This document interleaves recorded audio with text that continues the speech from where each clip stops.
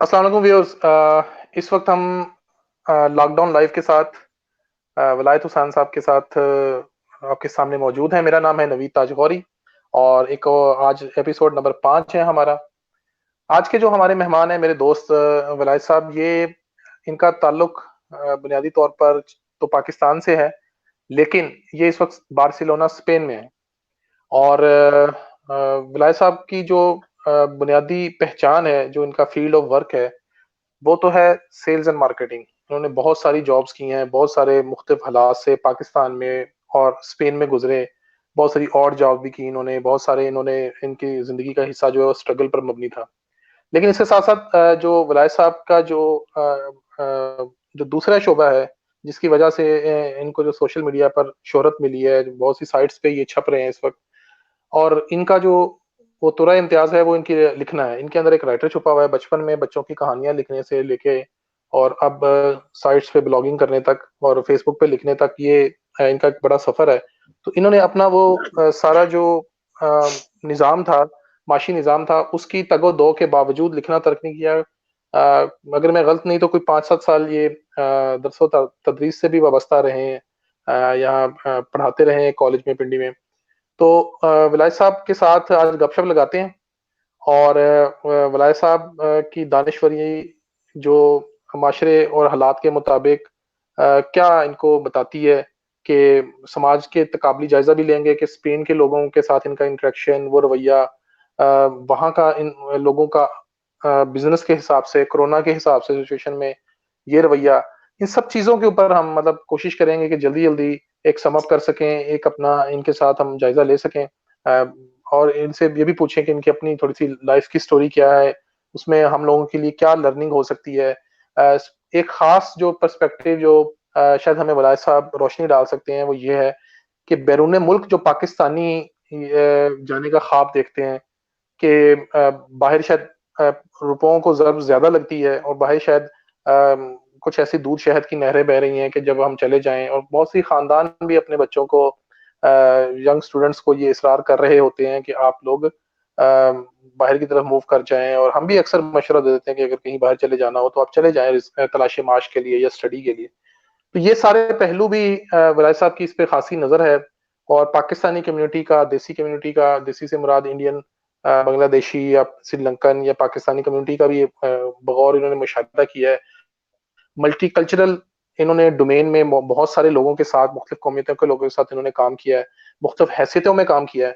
तो हम ये चाह रहे थे कि ये जो तजर्बा है, ये जो इंसाइट है, ये जो ओवरसीज पाकिस्तानी होने का, एक राइटर होने का, एक बिजनेस और सेल्स एंड मार्केटिंग को समझने का, ये ओवरऑल मिल मिला के जो पर्सपेक्टिव बनता है, ये सारा हम ये चाह रहे थे कि एक पर्सनैलिटी के अंदर जमा है। तो वलाय साहब हमें आज मतलब बहुत स्पीड में ये सारी चीजों से, एक उम्मीद है कि इंशाल्लाह हमें खुलासा पेश करेंगे, समरी पेश करेंगे। तो वलाय साहब, अस्सलाम वालेकुम, वेलकम टू लॉकडाउन लाइव। वालेकुम अस्सलाम नवीद गौरी भाई, बहुत शुक्रिया आपका। आपने मुझे बहुत बड़ा एजाज़ बख्शा है, आपकी बहुत मेहरबानी है। और सर प्लेयर इज आपने ऑल बहुत आवर। कम्प्रिहेंसिव किस्म का आपने एक इंट्रो दे दी है, तो उसके लिए भी आपका सर बहुत शुक्रिया।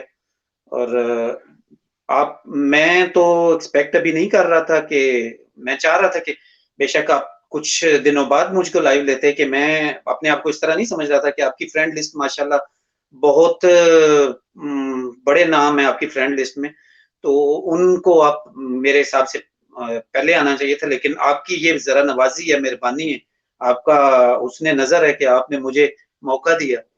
बहुत शुक्रिया आपका।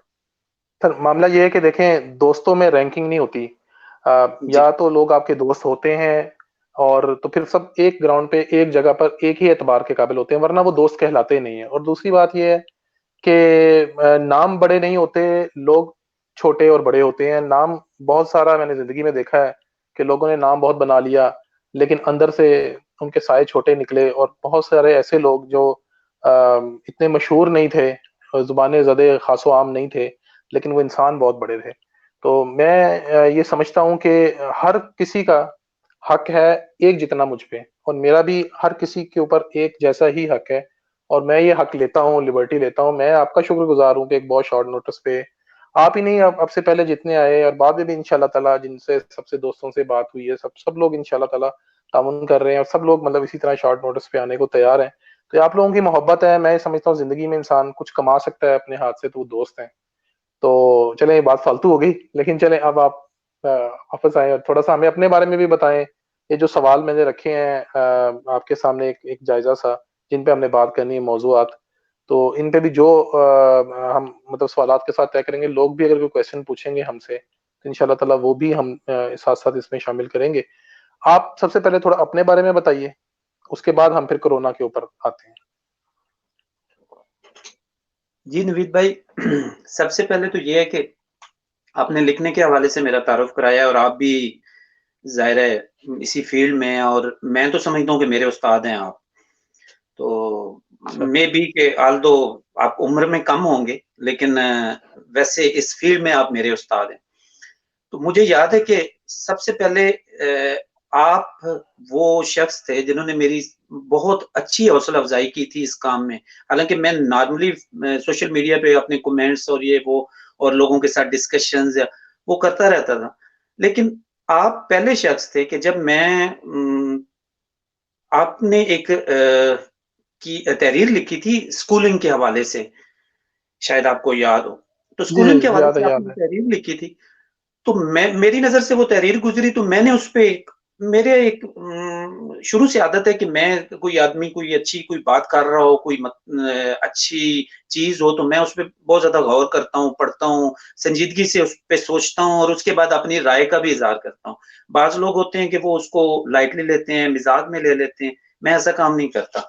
तो आपका एक बड़ा संजीदा मौज़ू था, और उस पे मसलन सोशल मीडिया पे जब हम किसी की तहरीर देखते हैं आप जैसे लोगों की जो बड़ी अच्छी, और वो पढ़ने में सिर्फ 2 या 3 मिनट लगते हैं या 4 मिनट।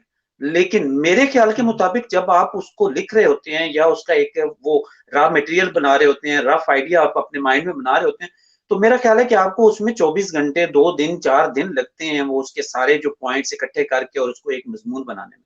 तो उसके नीचे आप किसी की हौसला अफजाई के लिए जस्ट लिखते हैं very nice, thank you, good, great effort, तो मेरा ख्याल है कि फिर वो उसके साथ थोड़ी सी नाइंसाफी हो जाती है। ये हर कोई कर लेता है। तो थोड़ी सी उसी से रिलेटेड कोई अपनी राय भी देनी चाहिए, या उसमें कुछ मजीद इजाफा हो सकता है जो आप तहरीर में छोड़ गए हैं, तो मजीद आप कुछ कर दें। तो मैंने वो कुछ लिखा कमेंट्स में, एक बेरब सा था, तो आपने उसको इतनी पजीराई दी कि आपको वो बहुत ज्यादा पसंद आया। तो आपके वो मेरा ख्याल है उस पोस्ट पे जहां तक मुझे याद है कि 100 से ऊपर कमेंट्स थे, लेकिन उन तमाम कमेंट्स में से आपने मेरा वो कमेंट सिलेक्ट किया और दूसरे दिन उसकी एक पोस्ट बनाई और उसको आपने फेसबुक पे आपने शेयर कर दिया। तो मुझे बड़ी खुशी हुई। फिर जब मैंने आपसे आपके साथ मेरी वो कन्वर्सेशन होती रही, तो आपने मेरी बहुत ज़्यादा हौसला अफ़ज़ाई की कि आप बहुत अच्छा लिखते हैं और आप कोशिश जारी रखें और लिखें, आप इस तरह पीछे ना रहें। तो वो पहली वो एक मोटिवेशन थी प्रैक्टिकल फील्ड में आके। स्टार्ट में बचपन में मैं काफ़ी कुछ वो लिखता रहा था, मतलब जब अमरोज़ अखबार था, आज के लोगों को तो वो याद भी नहीं होगा, हमारे जो यंग जनरेशन है, 20-25 साल वाले, मैं 30 साल वाले, उनको तो मैं वो अमरोज नाम। लेके पढ़ता था बचपन में, सिर्फ वो उसमें बच्चों का सफा आता था, तो जी बिल्कुल। जितने अखबारों में बच्चों के सफे आते थे मैं वो सारे लेके पढ़ता था। जी, यही। तो हमारे वालिदैन जी। ने भी हमारे वो घर में एक मुताला का अच्छा बंदोबस्त किया हुआ था कि मुख्तलिफ किस्म के मैगज़ीन, रिसाले और अखबार और 2-3 अखबारें कि ये बच्चे पढ़ें, अखबार पढ़ें और मुख्तलिफ किस्म की बुक्स पढ़ें। वालिदा हमारी बेसिकली टीचर थी, तो वो खुद मुताला बहुत ज़्यादा करती थी, तो हमें भी उनकी जी। तरफ देख के ज़्यादा मोटिवेशन हुई, वालिदा की तरफ देख के। अखबार-ए-जहां आता था, तो वो उनको पढ़ के और फिर वो कहानियाँ पढ़ के और फिर खुद लिखने का शौक हुआ, लिखते रहे। फिर जब प्रैक्टिकल फील्ड में आए तो थोड़ा-सा इससे हट गए, लेकिन जब ये सोशल मीडिया की फील्ड आई, तो थोड़ा-सा फिर आप जैसे दोस्त साथ जब शामिल हुए, पढ़ना शुरू किया, तो थोड़ी-सी वो मोटिवेशन हुई इस साइड पे। तो उसके बाद अ, मैंने एक यानी कि मोटिवेशन बेसिकली जब आपकी हुई, तो एक तहरीर मैंने लिखने का फैसला किया और वो भी ऐसा कि इत्तेफाक हुआ कि मैं शॉप पे जॉब करता था वहाँ। एक आइसलैंड है हमारे पाल्मा दे मायोर्का स्पेन में, टूरिस्ट पॉइंट। तो वहाँ पे बहुत ज़्यादा टूरिस्ट आते हैं। तो जर्मनी से एक कपल आया था, तो वो मैंने एक तहरीर लिखी, बहुत ज्यादा उसकी पजीराई हुई, बहुत ज्यादा पसंद की गई। तो ताहिर मलिक साहब हैं, प्रोफेसर ताहिर मलिक साहब नमन यूनिवर्सिटी में, आप जानते होंगे उनको, प्रोफेसर फतेह मोहम्मद मलिक साहब के बेटे हैं। जी जी। तो बहुत ही आप कह लें कि उनका जो सबसे बेहतरीन तारुफ है वो तो ये है कि वो सबसे बहुत अच्छे इंसान है, सबसे पहले तो बहुत अच्छे इंसान। और उसके बाद ताहिर मलिक साहब जो हैं वो अदब से बहुत ज्यादा लगाव रखते हैं, और जाहिर है उनका घराना ही इस किस्म का है। तो उन्होंने, उनकी नजर से मेरी वो तहरीर गुजरी, शामी बच्ची थी उस कपल के साथ, तो उस शामी बच्ची को उन्होंने अडॉप्ट किया हुआ था, और उनसे फिर मैंने वो कुछ सवाल जवाब किए कि ये बच्ची कौन है और आपने इसको क्यों पाला हुआ है, और तो उन्होंने जब मुझे बताया तो वो मैंने एक तहरीर की सूरत में लिखा। तो वो जी, तहरीर, मैंने पढ़ा था, वो आपने तस्वीर भी साथ शेयर की थी, वो बड़ी खूबसूरत जी आपकी उनकी, तहरीर थी वो। जी बिल्कुल, उनकी जी, जी। तस्वीर भी उनकी इजाजत से मैंने मैंने पिक्चर ली उस मैंने बच्ची की। गलबन शेयर भी की थी 12-14, वो जी तहरीर 12-14 साल आपकी। की बच्ची थी, और वो उसके साथ, तो उन्होंने उसको अडॉप्ट किया हुआ था। मीन्स के मकसद ये था कि वो, मुझे पहले नहीं महसूस हुआ कि वो उनकी बच्ची है अपनी या अडॉप्ट की हुई है, लेकिन बाद में वो पता चला कि ये तो उन्होंने अडॉप्ट की हुई है। हालांकि वो शामी हम्म। बच्ची थी, मुसलमान बच्ची थी, और ये कौन थे? ये जाहिर है वो अदर रिलीजन था, जर क्रिश्चियन थे हाँ, ये, ठीक है। जर्मन। तो उन्होंने उन्होंने कहा कि जी ये हमारा फर्ज बनता है, वो इंसान की हैसियत से हमारा फर्ज बनता है। तो मैंने एक तहरीर लिखी, वो ताहिर मलिक साहब की नजर से गुजरी, तो उन्होंने बहुत ज्यादा अप्रिशिएट किया। फिर उनका एक पेज था उर्दू अलर्ट, उस पे उन्होंने वो तहरीर मेरी शाया की, और उसके बाद मेरे साथ वो इन कांटेक्ट रहे व्हाट्सएप पे। तो मुझे वो बार बार कहते रहे कि आप तहरीर लिखा करें, मेरी तरफ भेजें, मैं उसको जो है वो वहाँ उर्दू अलर्ट पे आप पब्लिश करूंगा। तो उन्होंने मुझे बहुत ज्यादा गाइड किया। उसके बाद फिर मैंने जब लिखना शुरू किया, मज़ीद आगे बढ़ता गया, तो मैंने मकालमा में लिखा। तो बहुत अच्छी वेबसाइट है जी, उसमें। ये इनाम राना साहब की जी, मकालमा। इनाम रहमान साहब। जी, अब तो मेरा ख्याल अल्लाह, है मकालमा के लिए आप मुस्तकिल लिखते हैं, मकालमा पर ही। जी मुकालमा के, तो अल्लाह पाक खुश जी। रखे, जब से मैंने वो मकालमा की तरफ के साथ लिखना शुरू किया, तो मैं किसी और वेबसाइट पे गया ही नहीं। बेशुमार अच्छे वेब ब्लॉग्स हैं इसी मकालमा के, हम पल्ला है, लेकिन मैं किसी साइट पे फिर गया ही नहीं, मैं मकालमा के साथ ही अटैच रहा। तो उसमें इनाम राना साहब हैं, उन्होंने बहुत ज्यादा हौसला अफजाई की मेरी, बहुत ज्यादा। बाज औकात मैं उनको कोई तहरीर भेजता था तो मैं समझता था कि ये जस्ट एक, आप कह लें कि एक उनके सिर्फ उनके पढ़ने के लिए है, उनके एक नोटिस में देने के लिए कोई चीज है, लेकिन वो उसको एक तहरीर की सूरत में वो अशात कर देते थे उसकी। और उनकी फिर वो, उसके बाद फिर उन्होंने कहा कि जी हमारी वो एडिटर है असमा मव्वल, तो आप उनको भेजा करें, तो वो आपकी वो उन्होंने मेरी बहुत ज्यादा हौसला अफजाई की। उनका भी बहुत शुक्रिया। इनाम राना साहब हैं, आप हैं, फिर एक हमारे सरगोदा के स्पोर्ट्स जर्नलिस्ट हैं, उन्होंने अपना वेब चैनल भी बनाया हुआ है, और अपनी उन्होंने एक वेबसाइट, और पहले मुख्तलिफ टीवी चैनल्स पे वो स्पोर्ट्स एंकर का काम करते थे, आफ्ताब अहमद ताबी साहब। तो वो उन्होंने जब मेरी कुछ तहरीर और इसी तरह कमेंट्स वगैरह पढ़े अपनी पोस्ट पे, तो मैंने कहा कि आप बकायदा लिखें और मुझे आप अपनी तहरीर भेजें। तो स्पोर्ट्स के हवाले से भी मैंने 2-3 तहरीरें उनको लिख के भेजी, खेल के हवाले से भी। तो मकालमा में जो मैंने तहरीर भेजी वो ज्यादा मेरी आप कह लें कि समाजी मौजूआत पर थी ज्यादा। जो मेरा फेवरेट सब्जेक्ट है वो समाजी मौजूआत है, समाजियात है, और उसके बाद मेरा सियासियात है। तो सियासी, आजकल आपको पता है कि सियासी मौजू पे जरा लिखते हुए काफी लोगों को वो प्रॉब्लम्स और वो लोगों की टेम्परामेंट उस तरह नहीं, और इमोशन, और वो लोगों की सियासी लीडरान के साथ एफिलिएशन इस किस्म की, कि वो उसकी वो कुछ कदर कम मिलती है सियासी तहरीरों की। तो समाजी तहरीरों को बहुत अच्छा रिस्पांस मिलता है। और उससे पहले जो आपने मेरे से पूछा कि अपने बारे में, तो मैं 2003 में यहाँ स्पेन में आया था। 2003 से पहले मैं अच्छा। पाकिस्तान में मुख्तलिफ ऑर्गेनाइजेशन में जॉब करता रहा था, जिसमें टोयो नासिक है, पाकिस्तान डेयरीज है, मैं रावलपिंडी में भी बेस रहा, लाहौर में भी जॉब करता रहा, फ्रंटियर में भी जॉब करता रहा, और मुख्तलिफ 3-4 प्राइवेट ऑर्गेनाइजेशन थी, उनमें मैं मुख्तलिफ औकात में काम करता रहा। फिर मैंने 6 साल तकरीबन ITM कॉलेज ऑफ कॉमर्स में पढ़ाया। बड़ा बेहतरीन मेरा एक्सपीरियंस था उसमें, सरगोदा में। तो वो मेरा जो एक्सपीरियंस है, वो मेरा ख्याल है वो पूरी जिंदगी के मेरे, तकरीबन 25-26 साल हो गया मुझे प्रैक्टिकल फील्ड में, वो पूरी जिंदगी के मेरे जो एक्सपीरियंस है वो एक साइड पे, और वो 6 साल का एक्सपीरियंस एक साइड। मुझे वहां से बहुत ज्यादा सीखने को मिला। अपने जो साथी कुलीग्स थे, असातिज़ा थे, जो हमारे वहां पे डायरेक्टरान थे, उनसे मुझे बहुत ज्यादा सीखने को मिला, बहुत ज्यादा।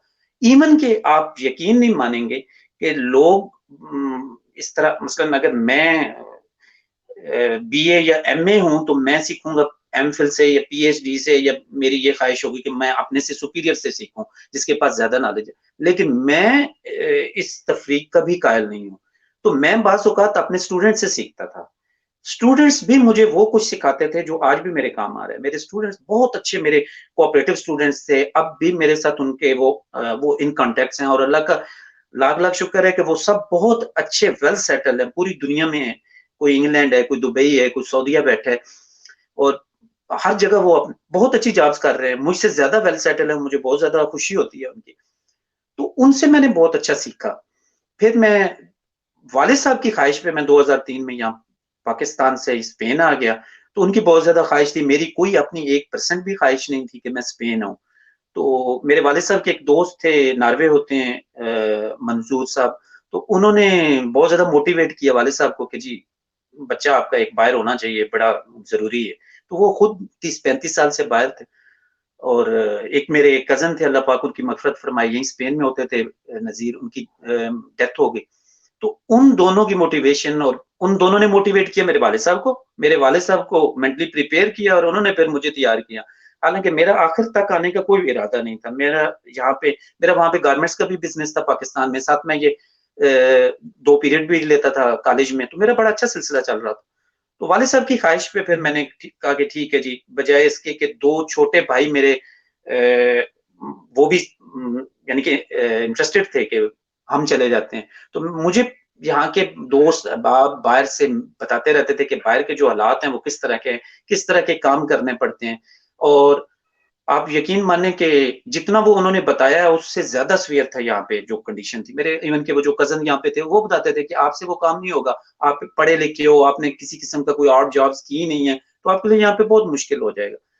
तो उसके बावजूद मैं आ गया यहाँ पे, मैंने कहा कि नहीं, मैं अपने छोटे भाइयों को वो मुश्किल में ना, वो वहाँ जाके कोई ऐसी तरह की और जॉब्स ना करें, तो अगर सैक्रिफाइस ही करना है किसी ने फैमिली में, तो मैं करता हूँ। तो मैं यहाँ पे आ गया। तो स्टार्ट में आके ये ज़्यादा जो दिलचस्प स्टोरी है कि मतलब जो आपके व्यूअर्स हैं, और उनके लिए बड़ा एक मैं कहता हूँ कि उनको इससे काफ़ी कुछ सीखने को मिलेगा, और मेरे जो दोस्त अहबाब यहाँ पे देख रहे हैं, काफ़ी चीज़ें जो हैं वो उनके इल्म में नहीं है, इवन कि मेरी फैमिली के इल्म में नहीं है। आज मैं आपके साथ वो अ, अच्छा। डिस्कस कर रहा हूँ। तो जब मैं यहाँ पे आया तो मुझे जो यहाँ पे कंडीशंस नज़र आई, 2-3 महीने फ़ारिग बैठ के, और 3 महीने बाद मुझे पेपर मिल गए। तो मुझे जो वर्क परमिट वीज़ा पे मैं आया था, तो 3 माह बाद पेपर मिल गए। जो मैंने यहाँ पे हिसाब-किताब देखा, तो मैंने कहा कि ये तो वो सिलसिला नहीं है कि मैं यहाँ पे कोई ऑफ़िसर बन के, और यहाँ पे मैं कोई बड़े अच्छे व्हाइट कॉलर जॉब में जो है वो मैं अर्न कर सकूँ। यहाँ पे तो कोई सिलसिला नहीं है। यहाँ पे तो मज़दूरी करनी पड़ेगी, और उसके लिए मेंटली मुझे अपने आप को वो प्रिपेयर करना पड़ेगा। तो सबसे पहली जो मेरी यहाँ पे जॉब, अब उसमें एक्सपेंसेस आपके हर महीने आपको एक्सपेंसेस मीट अप करने होते हैं। पाकिस्तान से तो आप मंगवाने से रहे कि यूरो में आप पाकिस्तान से खर्चा मंगवाएँ, यहाँ पे घर का किराया है, खाना-पीना है, ट्रांसपोर्ट है, आपके अपने जो बेसिक नेसेसिटीज़ हैं उसके लिए आपको चाहिए। तो मैंने फिर क्या किया कि सबसे पहला जो मैंने यहाँ पे मुझे काम मिला, वो एक कंस्ट्रक्शन की जॉब थी, और वो आप कह लें कि एक अब जैसे एक पाकिस्तान में मज़दूर होते हैं, मिस्त्रियों के साथ जो मज़दूरी करते हैं, वो मैंने जॉब की स्टार्ट में, सर्वाइव करने के सही। लिए। तो मुझे मेरे कज़न ने कहा कि आप ऐसा ना करो, आपके लिए ये बहुत मुश्किल होगा, आपने कभी ये काम किया नहीं, और घर वालों को तो ख़ैर मैंने बताया नहीं, तो आप ये काम ना करो, और मैं आपको खर्चा देता रहूँगा, पैसे मैं देता रहूँगा जब तक मेरी गुंजाइश है। तो जब तक आपको अच्छा काम नहीं मिलता, मैंने कहा नहीं, मैं मकरूज़ नहीं होना चाहता, और मैं खुद अपना कुछ न कुछ कमा। तो अल्लाह का शुक्र है, वो दिन गुज़रे। फिर उसके बाद जो है वो मुझे एक होटल में जॉब मिली। तो होटल में जॉब, यहाँ पे जो जॉब्स होती हैं, वो लोग समझते हैं कि जी होटल में जाके आपने पैंट कोट टाई लगा के और बैठ जाना है, और वहाँ पे आपके जो है ना वो लिखने पढ़ने का कंप्यूटर आपके सामने पड़ा है। ये काम नहीं होता स्टार्ट में। होता होगा, सही। ऑस्ट्रेलिया होता होगा, इंग्लैंड होता होगा, या लैंग्वेज प्रॉब्लम्स भी हैं। तो लैंग्वेज स्टार्ट में अच्छा। मुझे नहीं आती। स्पेन में कौन-सी ज़ुबान ऑफ़िशियल है? स्पेनिश तो है, उसके अलावा मतलब इंग्लिश नहीं है वहाँ पे ऑफ़िशियल लैंग्वेज में? जी, सिर्फ स्पेनिश ही बोली जाती है, इंग्लिश बहुत कम लोग समझते हैं, ना होने के बराबर ठीक है। है। इवन कि जिस सूबे में मैं रहता हूँ, मैं बार्सिलोना में रहता हूँ, और ये कैटालोनिया रीजन है, तो यहाँ के जो लोग हैं वो हुँ। कतलान कहलाते हैं, जैसे हमारे पंजाब में पंजाबी हैं। तो ये कतलान, जो अच्छा। कतलान लोग हैं, ये तो स्पेनिश ज़बान से भी वो आप कह लें कि नफ़रत करते हैं, वो स्पेनिश भी नहीं बोलते, वो तो अपनी लोकल लैंग्वेज बोलते हैं, वो थोड़ी-सी उससे अब वो डिफरेंट है। तो अच्छा, जो ठीक है। जो इस किस्म की जॉब्स थी ऑफिसेज़ वगैरह की, उसके लिए लैंग्वेज आपकी फ्लुएंट होनी चाहिए, मस्ट आनी चाहिए आपको, स्पेनिश और इवन के साथ हुँ, हुँ। कतलान भी, बार्सिलोना में काम करना।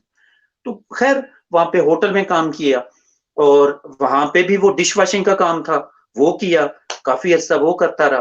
फिर उसके बाद शॉप्स पे काम मिलना शुरू हो गया, तो फिर कुछ लैंग्वेज बेहतर होना शुरू हो गई, फिर शॉप पे काम करता रहा।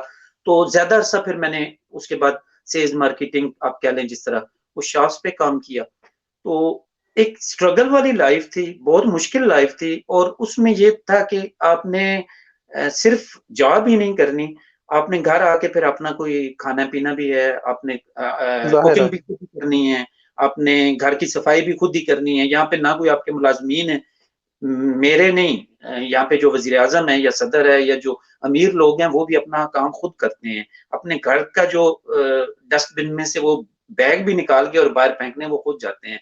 ये यहाँ पे ऐसा सिलसिला नहीं है कि जी मैं पाकिस्तान में जब जाता हूँ, तो मैं बड़ा हैरान होता हूँ, जिस आप जैसे दोस्तों के पास जब मैं मिलने जाता हूँ, तो वो मैं उनके ऑफ़िस में बैठा होता हूँ, तो मैं कहता हूँ, "यार पानी का गिलास पिला दो।"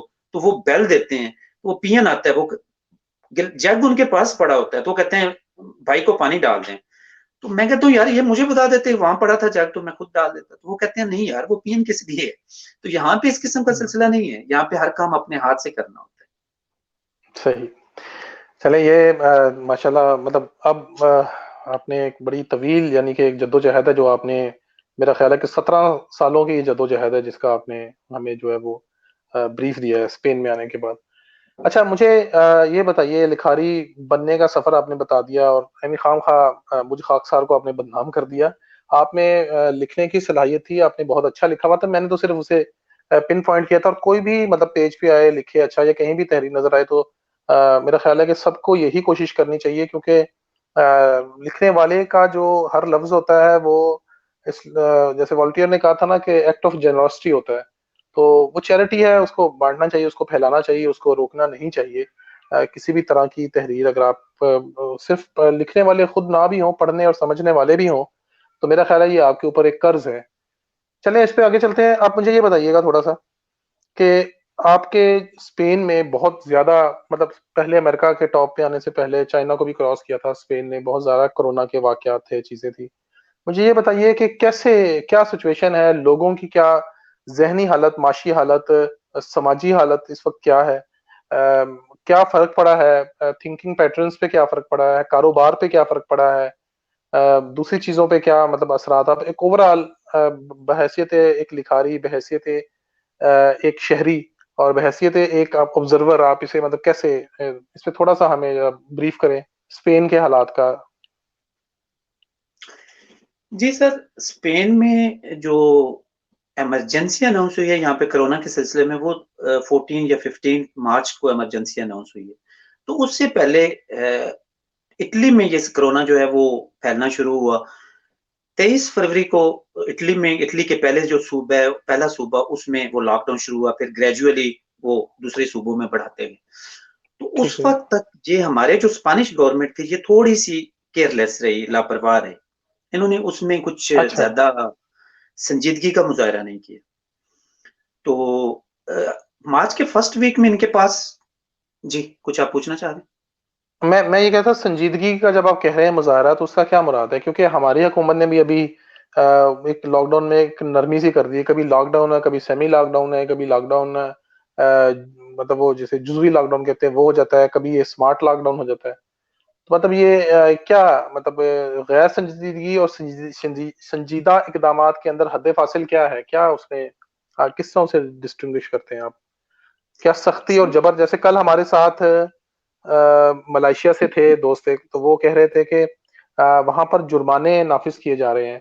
पाकिस्तान में हमने देखा शुरू के दिनों में बहुत सारी तस्वीरें आती रहीं कि यहाँ पर लोगों को मुर्गा बनाया जा रहा है। लेकिन बदकिस्मती से मतलब वो सोशल डिस्टेंसिंग का कॉन्सेप्ट लोगों ने तकरीबन अभी तो हवा में उड़ा दिया है। मतलब जो आम जनता है, आम तबका है उसने। तो इस हवाले से मुझे बताएँ कि आपकी जो संजीदा इक़दामात है, उसमें अवाम आपने इस पे कुछ लिखा भी था ग़ालिबन कि लोगों का, स्पेन के लोगों का ये रवैया है, वो तो बड़ा कंप्लायंस कर रहे हैं। तो ये सारा, ये भी बीच में आपने कवर कर दीजिएगा, मेरे जो सवालात हैं इनको। जी, मैं कर देता हूँ। उसमें ये था कि जी, जो संजीदगी की गैर संजीदगी की बात आप कर रहे हैं, गैर संजीदगी मैं उस मानों में लूँगा कि संजीदगी में जो संजीदगी का जो लेवल है, वो लेवल उन्होंने अडॉप्ट नहीं किया। संजीदगी का जो लेवल है, जो पाकिस्तान है वो गैर संजीदगी नहीं है। पाकिस्तान पाकिस्तान वालों ने तो उसको मिजाह के तौर पे लिया है ना। उन्होंने तो एक जैसे एंटरटेनमेंट ड्रामे होते हैं, आपका वो कुछ स्टेज ड्रामा देख रहे हैं या बस जस्ट फॉर जोक, उन्होंने इसको कोरोना को और इस सारी सिचुएशन को पाकिस्तानियों ने माजरत के साथ पाकिस्तानियों की अक्सरियत ने जस्ट फॉर जोक लिया इसको कोरोना को। उन्होंने गैर संजीदगी तो उनके लिए कम लफ्ज है, वो इतना अच्छा लफ्ज पाकिस्तान के लिए नहीं है। यहाँ पे ये था कि इनको फौरी करना चाहिए था। मसलन अपोजिशन इनकी जो है वो कह रही थी कि मार्च के फर्स्ट वीक से शुरू करते हैं, खासतौर पे जिस सूबे में हम रहते थे कतलोनिया में।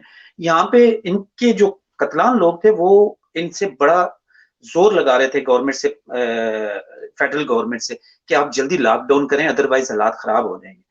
तो फर्स्ट वीक ऑफ द मार्च से ये शुरू कर रहे थे आवाज उठानी, लेकिन उस वक्त 2 से 3 हजार थी सिर्फ फर्स्ट वीक ऑफ मार्च जो अफेक्टेड पर्सन थे। 50-60 या बिलो 100 डेथ थी जो। तो लोग जो हैं वो इतने मोहतात नहीं थे, हालांकि वो सुन रहे थे कि यहाँ भी डेथ हो रही है। इटली में तो बहुत ज्यादा उस वक्त काम जो है वो ठीक जा रहा था रूज पे। तो लोग इतने को यहाँ पे उन्होंने कोई इतना कह लें कि ज्यादा वो पैनिक नहीं क्रिएट हुआ।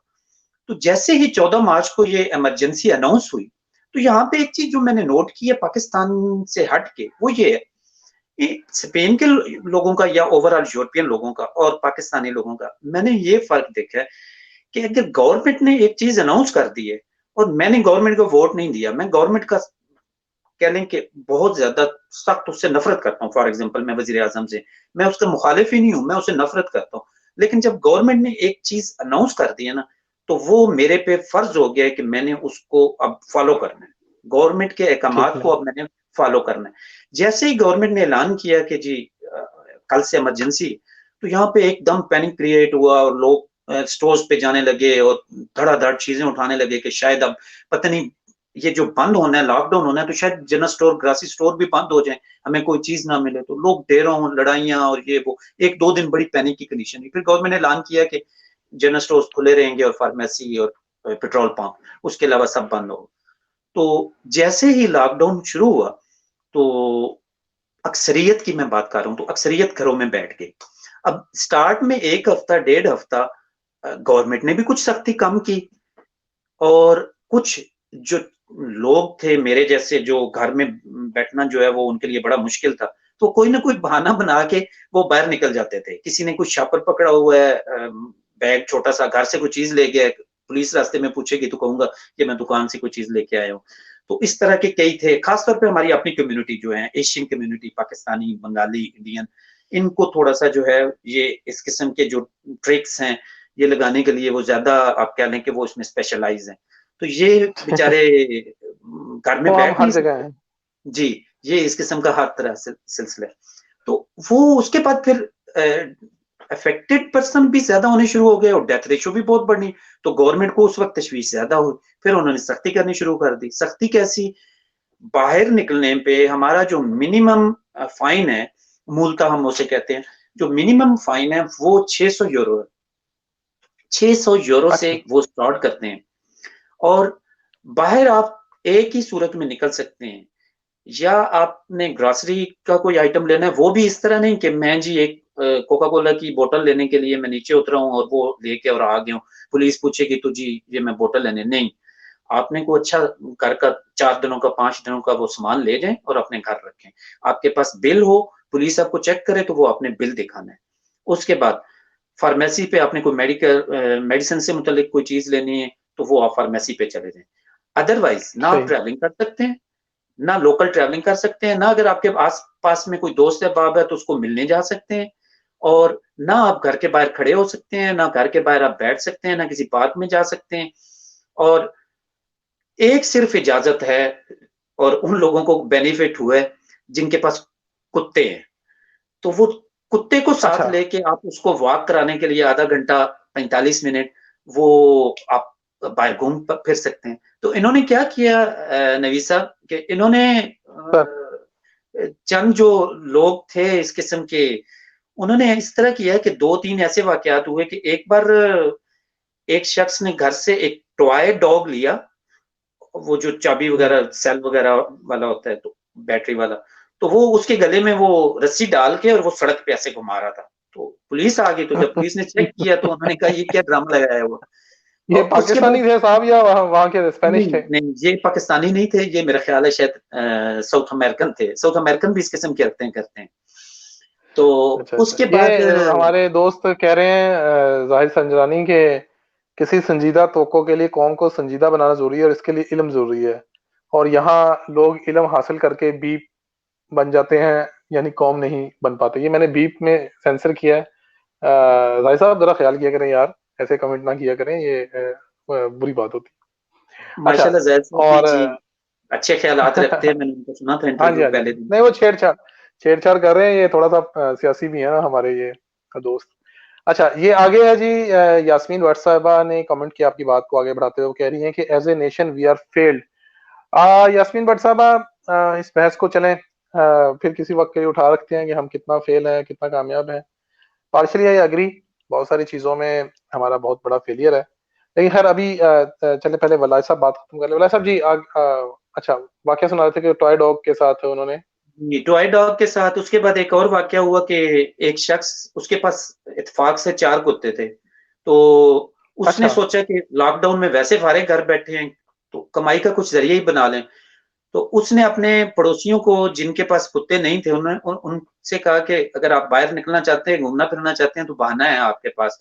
तो उन्होंने कहा जी क्या? उन्होंने कहा मेरा कुत्ता ले जाओ, 1 घंटे के मुझे 2 यूरो दे देना और कुत्ता घुमा फिरा लो, खुद भी घूमते रहो।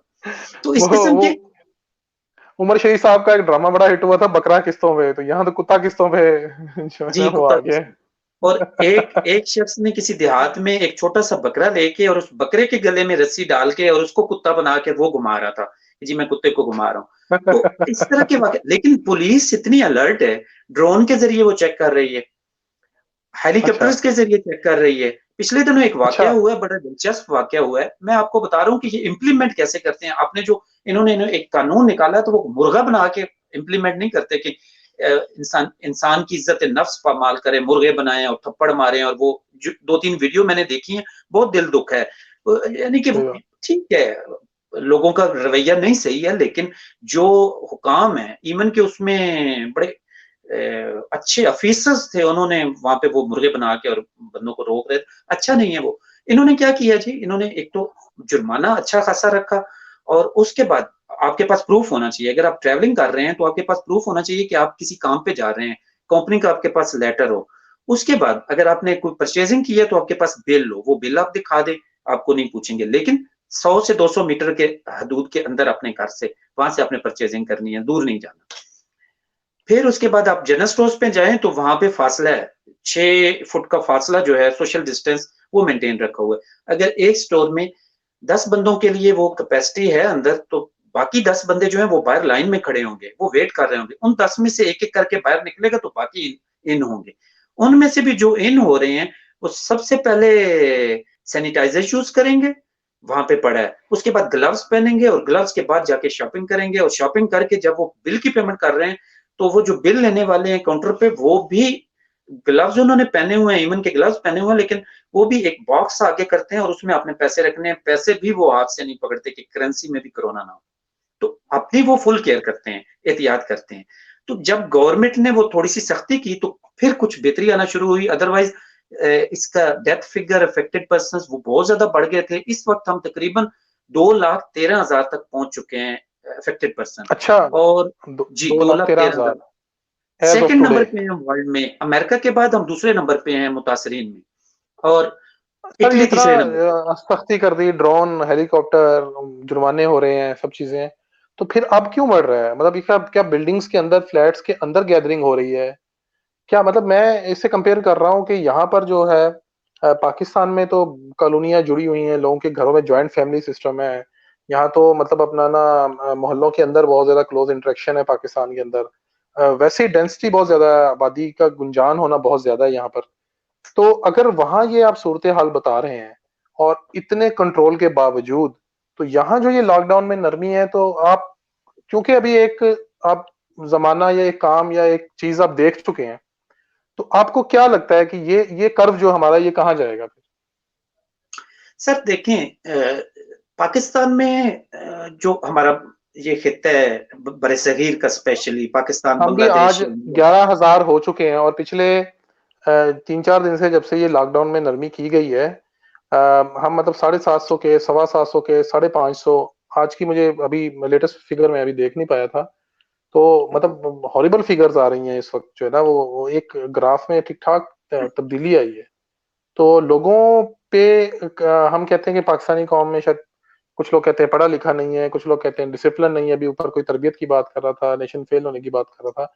चले मान लिया, वो तो यूरोपियन अकवाम है, वो तो पढ़े लिखे हैं, वो भी आप जब कह रहे थे जब तक सख्ती ना की गई तब तक उन्होंने सीरियस नहीं लिया, तो उनके तो फिर मतलब सारी दुनिया तो एक बराबर होगी, चाहे जिसने जो मर्जी निसाब पढ़ा, वो जिस मर्जी मुल्क में रहा, वो जिस मर्जी उसमें रहा, लेकिन क्या इंसान की फितरत ही ऐसी है तमाम तर मुल्कों ममालिक में?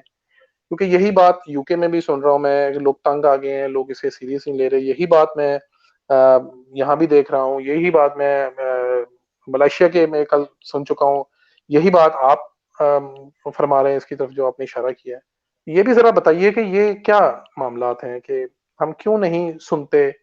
सवाए एक पॉजिटिव आपने बात की कि अगर आप हुकूमत के सियासी मुखालफ भी हैं, लेकिन चूंकि वो आपकी हुकूमत है और हुकूमत ने कुछ भी कह दिया, तो अवाम नास ने उसको समझना है और उसको मानना है।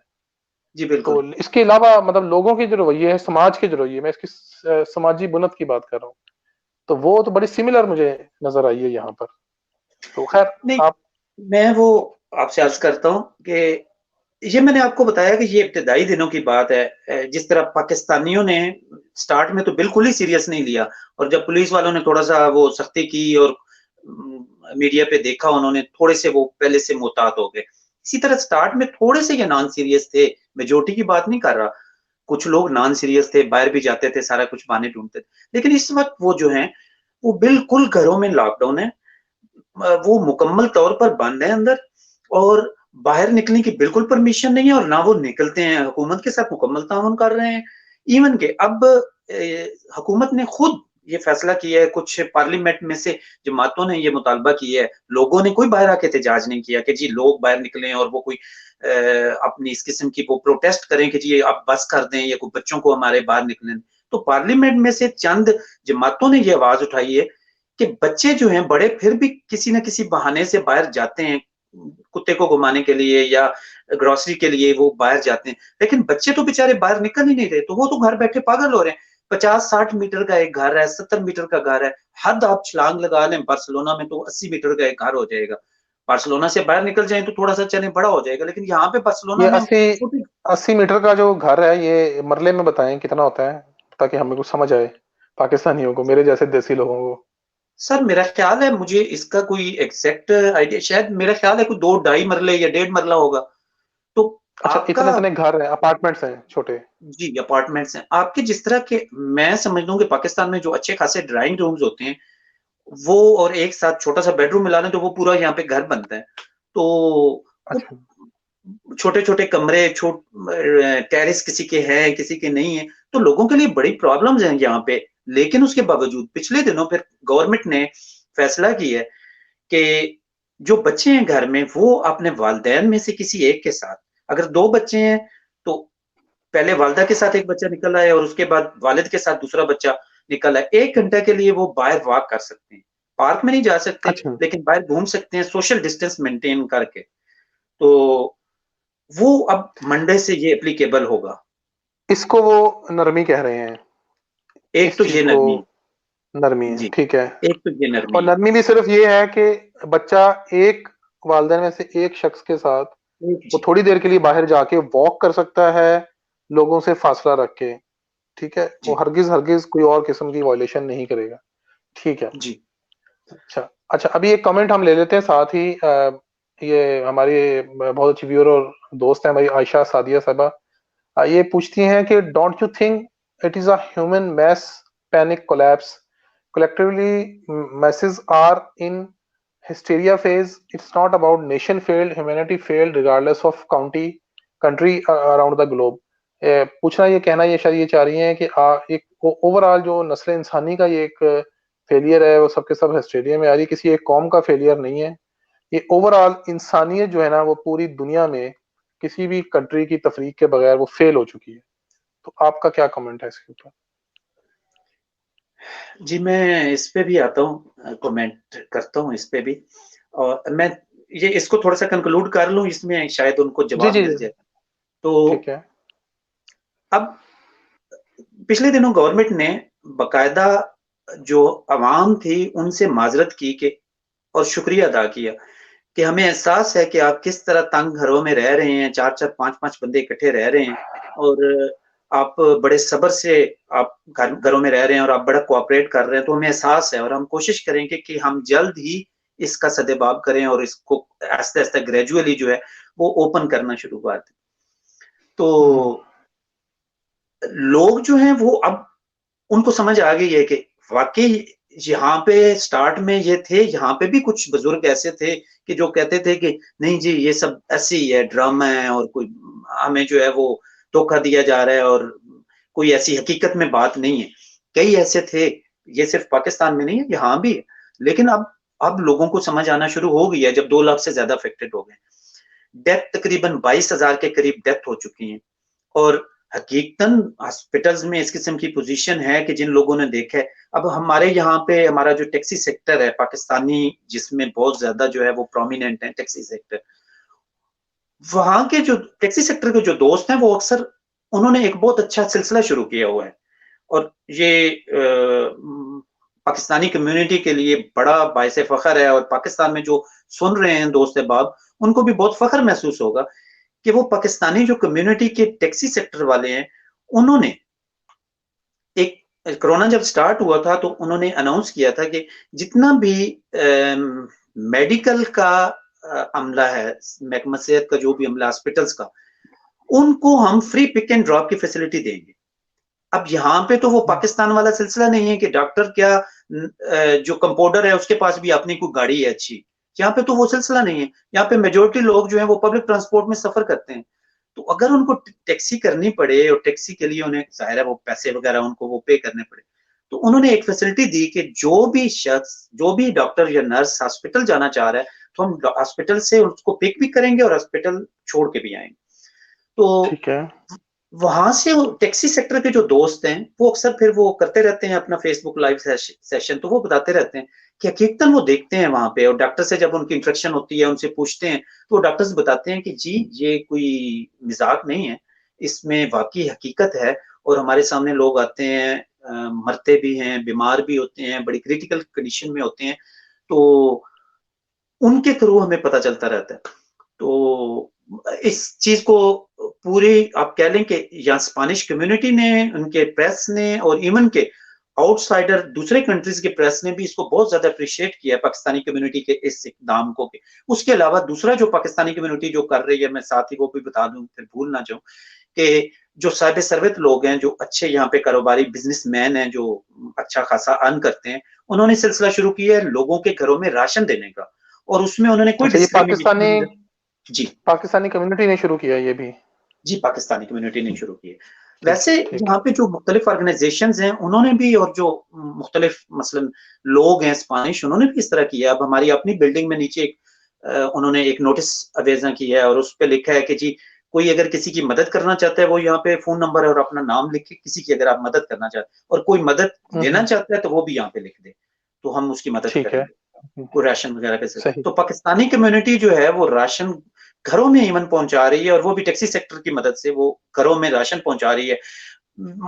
मीन्स के फॉर एग्जांपल हमारे बहुत सारे जो फैमिलीज वाले यहाँ पे लोग रहते हैं वो बेरोजगार चले हो हम गए हैं। आपके तवज्जो से अपना पैगाम एक दफ़ा फिर समराइज करके दे देते हैं, और उन लोगों को सलाम है। आप लोग कोई भी स्पेन में रहने वाले ऐसे लोग जो ये टैक्सी सेक्टर जिनको ये कह रहे हैं, या जो लोग टैक्सी के कारोबार से वाबस्ता हैं, उनसे जान पहचान है, सलाम दुआ है, तो आप भी वलाय साहब हमारी तरफ से, हमारे व्यूअर्स की तरफ से, पाकिस्तान की तरफ से आप सलाम पेश कीजिएगा कि ऐसे जी लोग जो दयारे गैर में मुल्क का नाम रोशन किए हुए हैं।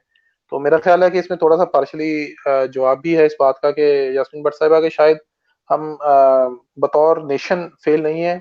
अब फेलियर कहाँ है, क्यों है, एक वजह मैं आपके साथ इंशाल्लाह ये हमारा सेगमेंट खत्म होने से पहले मैं आपके साथ जरूर शेयर करूंगा।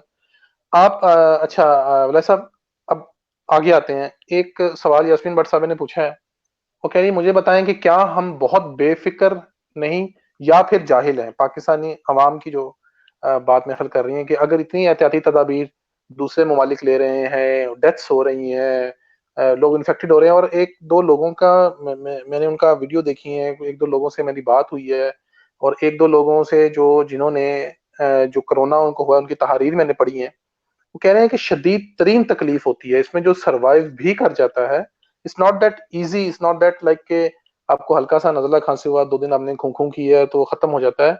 इसके अंदर आपका जब ये म्यूकस अंदर भर जाता है, आपका बलगम जब आपके सीने के अंदर भर जाता है, तो आपकी कैफियत बिल्कुल वैसे होती है जैसे आप पानी के अंदर डूब रहे हो, क्योंकि आपको सांस नहीं आता, और आप एक एक सांस खींचने के लिए आपको ये पता लगता है कि जो इस वक्त आसानी से आप लोगों की जो सांस की आमदोरफ्त जारी है, ये कितनी बड़ी नेमत है, और किस तकलीफ से, किस शदीद तकलीफ से जो है एक शख्स गुजरता है जो इस कोरोना का शिकार हो जाता है। तो आप बताइए, यास्मीन भट्ट साहबा ने बड़ा एक वैलिड क्वेश्चन पूछा है, वो कह रही है कि हम ऐसे हैं, तो ये हमारी केयरलेसनेस है, बेफिक्री है, हमारा ईमान है, मैं चले इस सवाल को बढ़ा देता हूँ, या ये हमारी जहालत है? जी सब देखें, मेरा इसमें जो अपना पर्सनल ओपिनियन है, वो ये है कि बेसिकली हम किसी मामले की नज़ाकत को नहीं समझते। हम सही। एक मामला है तो उसे आप कह लें कि उसे सीरियस सीरियस की बात आप कह लें, या उसे कह लें कि उसे एक तरह से ही लेते हैं। मसलन एक बहुत ज़्यादा जो है वो काबिल तवज्जो मसला है, तो वो उस काबिल तवज्जो मसला को भी हम उसी मसले के तहत लेते हैं जिस तरह का एक आम नॉर्मल मसला होता है। अब पहली बात तो ये है कि अच्छा। लोगों को ये पाकिस्तान के लोगों को ये चीज़ समझनी होगी कि कोरोना वायरस की वबा या बीमारी और जो दूसरी बीमारियाँ हैं उसमें क्या फ़र्क है। ईमान का हमारा उसमें क्या तल्लक है और इसमें क्या तल्लक है। ये 2 चीज़ें लाज़मी समझनी होंगी। ईमान का तल्लक ये है कि मैं बीमार हूँ, खुदा ना ख़ास्ता मुझे किसी किस्म की भी कोई ऐसी बीमारी हो गई है, मुझे गुर्दे का प्रॉब्लम हो गया है, मुझे डायबिटीज़ हो गई है, मुझे कोई पेट का मसला बन गया, स्टोमक प्रॉब्लम हो गया है। अब मैं मेडिसिन यूज़ करता हूँ, डॉक्टर के पास जाता हूँ, ज़रूरी है, इलाज सुन्नत है, इलाज आप करें। लेकिन मेरा जो बिलीव होता है, जो मेरा भरोसा है वो ये है कि मुझे शिफ़ा अल्लाह पाक ने देनी है, शिफ़ा मिन जाने वाला, शिफ़ा मुझे अल्लाह पाक सही। ने देनी है। डॉक्टर से मैं ऐसे नहीं कर सकता कि मैं घर में बैठ जाऊँ और मैं कहूँ कि अल्लाह पाक शिफ़ा देगा, मैंने कोई दवाई अल्लाह पाक ने जो असबाब बनाए हैं उनको अवेल करना, वो ज़रूरी है। अब अल्लाह पाक ने इंसान को अशरफुल मखलूक़ात जब बनाया है तो अशरफुल मखलूक़ात इसलिए बनाया कि खुद सोचें। जब जानवर कोई बीमार होता है तो जानवर खुद नहीं कहता मैं बीमार हूँ मुझे दवाई दो। जानवर को हम देखते हैं और वो भी वो अशरफुल मखलूक़ात वाली हमारी सिफ़्त है कि उस बेस पे हम जानवर को देख के और उसकी वो इलाज मुआलजे का वो कुछ को करते हैं। लेकिन इंसान खुद अशरफुल मखलूक़ात है तो इंसान को खुद सोचना चाहिए कि मैंने अब ये मुझे बीमारी है, ये मेरे साथ प्रॉब्लम है तो मैंने इसका क्या हल करना है। जाहिद संजरानी साहब ने पहले दिन एक बात की, मुझे बड़ी वो क्लिक की और बहुत अच्छी, और मैं दोबारा कोट करना चाहता हूँ। सर। सेम यही मेरे व्यूज हैं कि उन्होंने एक बात की सफाई के लिहाज से, कि सफाई को सिर्फ कोरोना के हवाले से ही नहीं है, सफाई ओवरऑल हमें अपनी जिंदगी का जो है वो एक हिस्सा बनाना चाहिए। और ये हमारी जो दूसरी तीसरे एपिसोड में जो हमारी मेहमान थी गौहर नाज, उन्होंने भी ये सफाई के ऊपर बड़ा खुसूसी जोर दिया था कि जी जो हमारा निस्फ ईमान वो कहती हैं कि हम कहते हैं, तो हमें इसे वाकई ही दुरुस्त मानों में इसे अपनाना चाहिए, उनका जो बात का मफहूम था इस वक्त। तो मैं क्या जरा आपकी बात में ऐड कर दूं, आप कंटिन्यू कीजिए।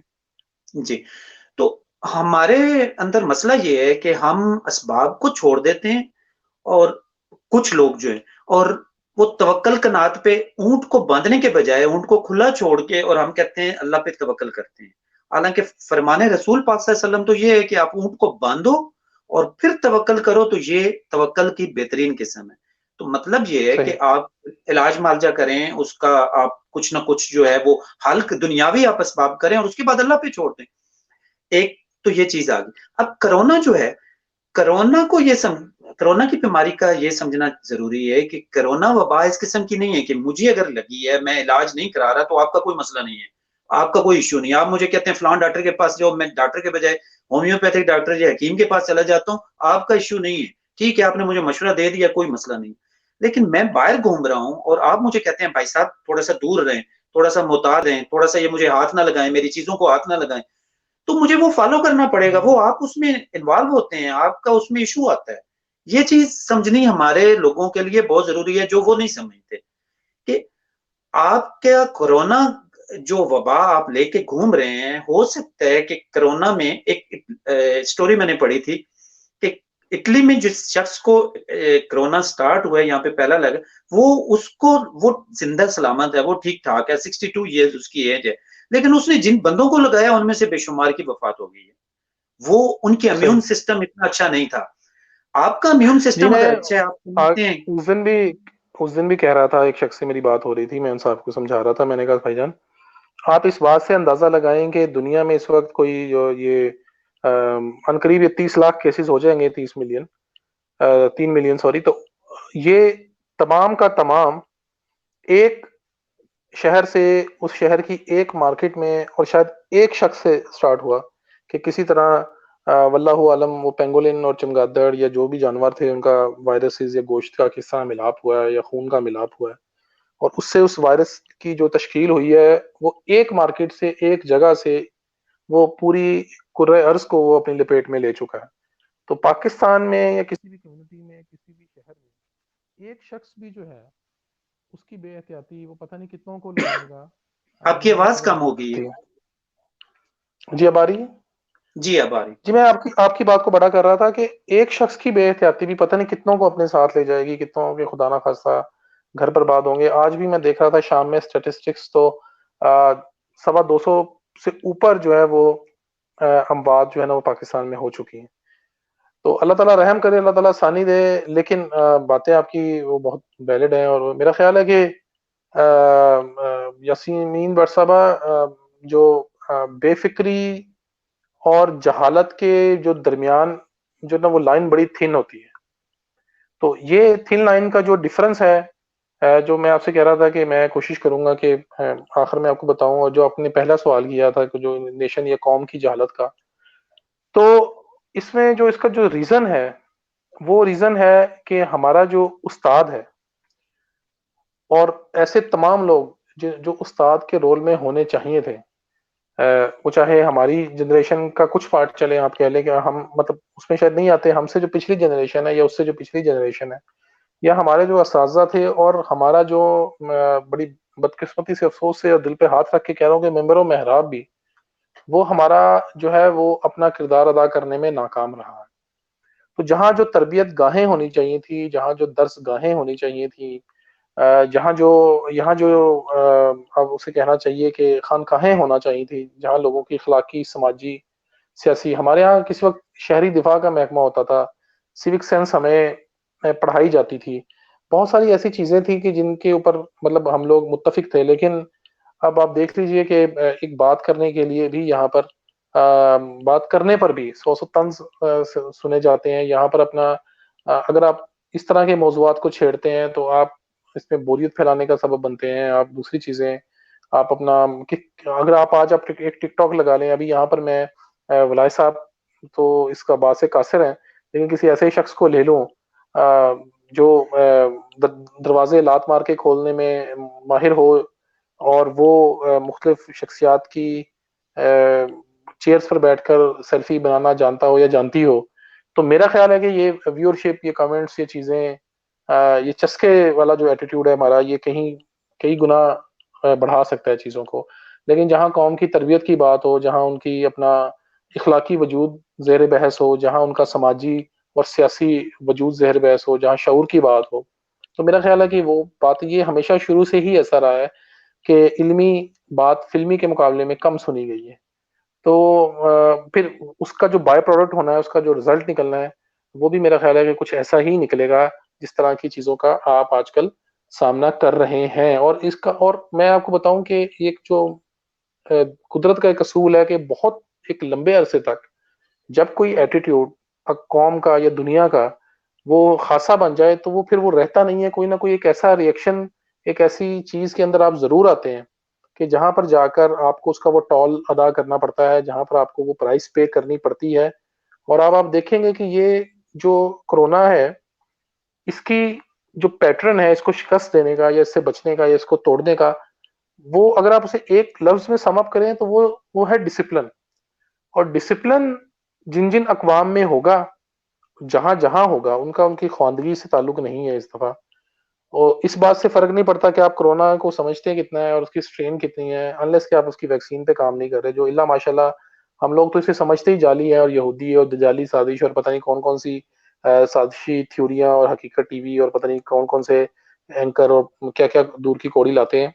तो हमारे यहाँ तो इसे इस अंदाज में भी संजीदा नहीं लिया जाता कि इसको समझा और इसको मतलब आप यही एक्सेप्ट कर लें कि ये मोहलिक है। हमारे यहाँ तो इसका मजाक उड़ाना, जैसे इन्होंने शुरू में कहा, वही नहीं खत्म हुआ। तो इसलिए यहाँ तो वैक्सीन की तवक्को रखनी जो है ना वो बेकार है। यहाँ तो सिर्फ इतना ही आप शुक्र मना लें कि लोग डिसिप्लिन पे आ जाए। तो डिसिप्लिन जिन अकवाम ने समझ लिया था, वो मेरा ख्याल है इसमें से सरवाइव कर जाएंगी, निकल जाएंगी।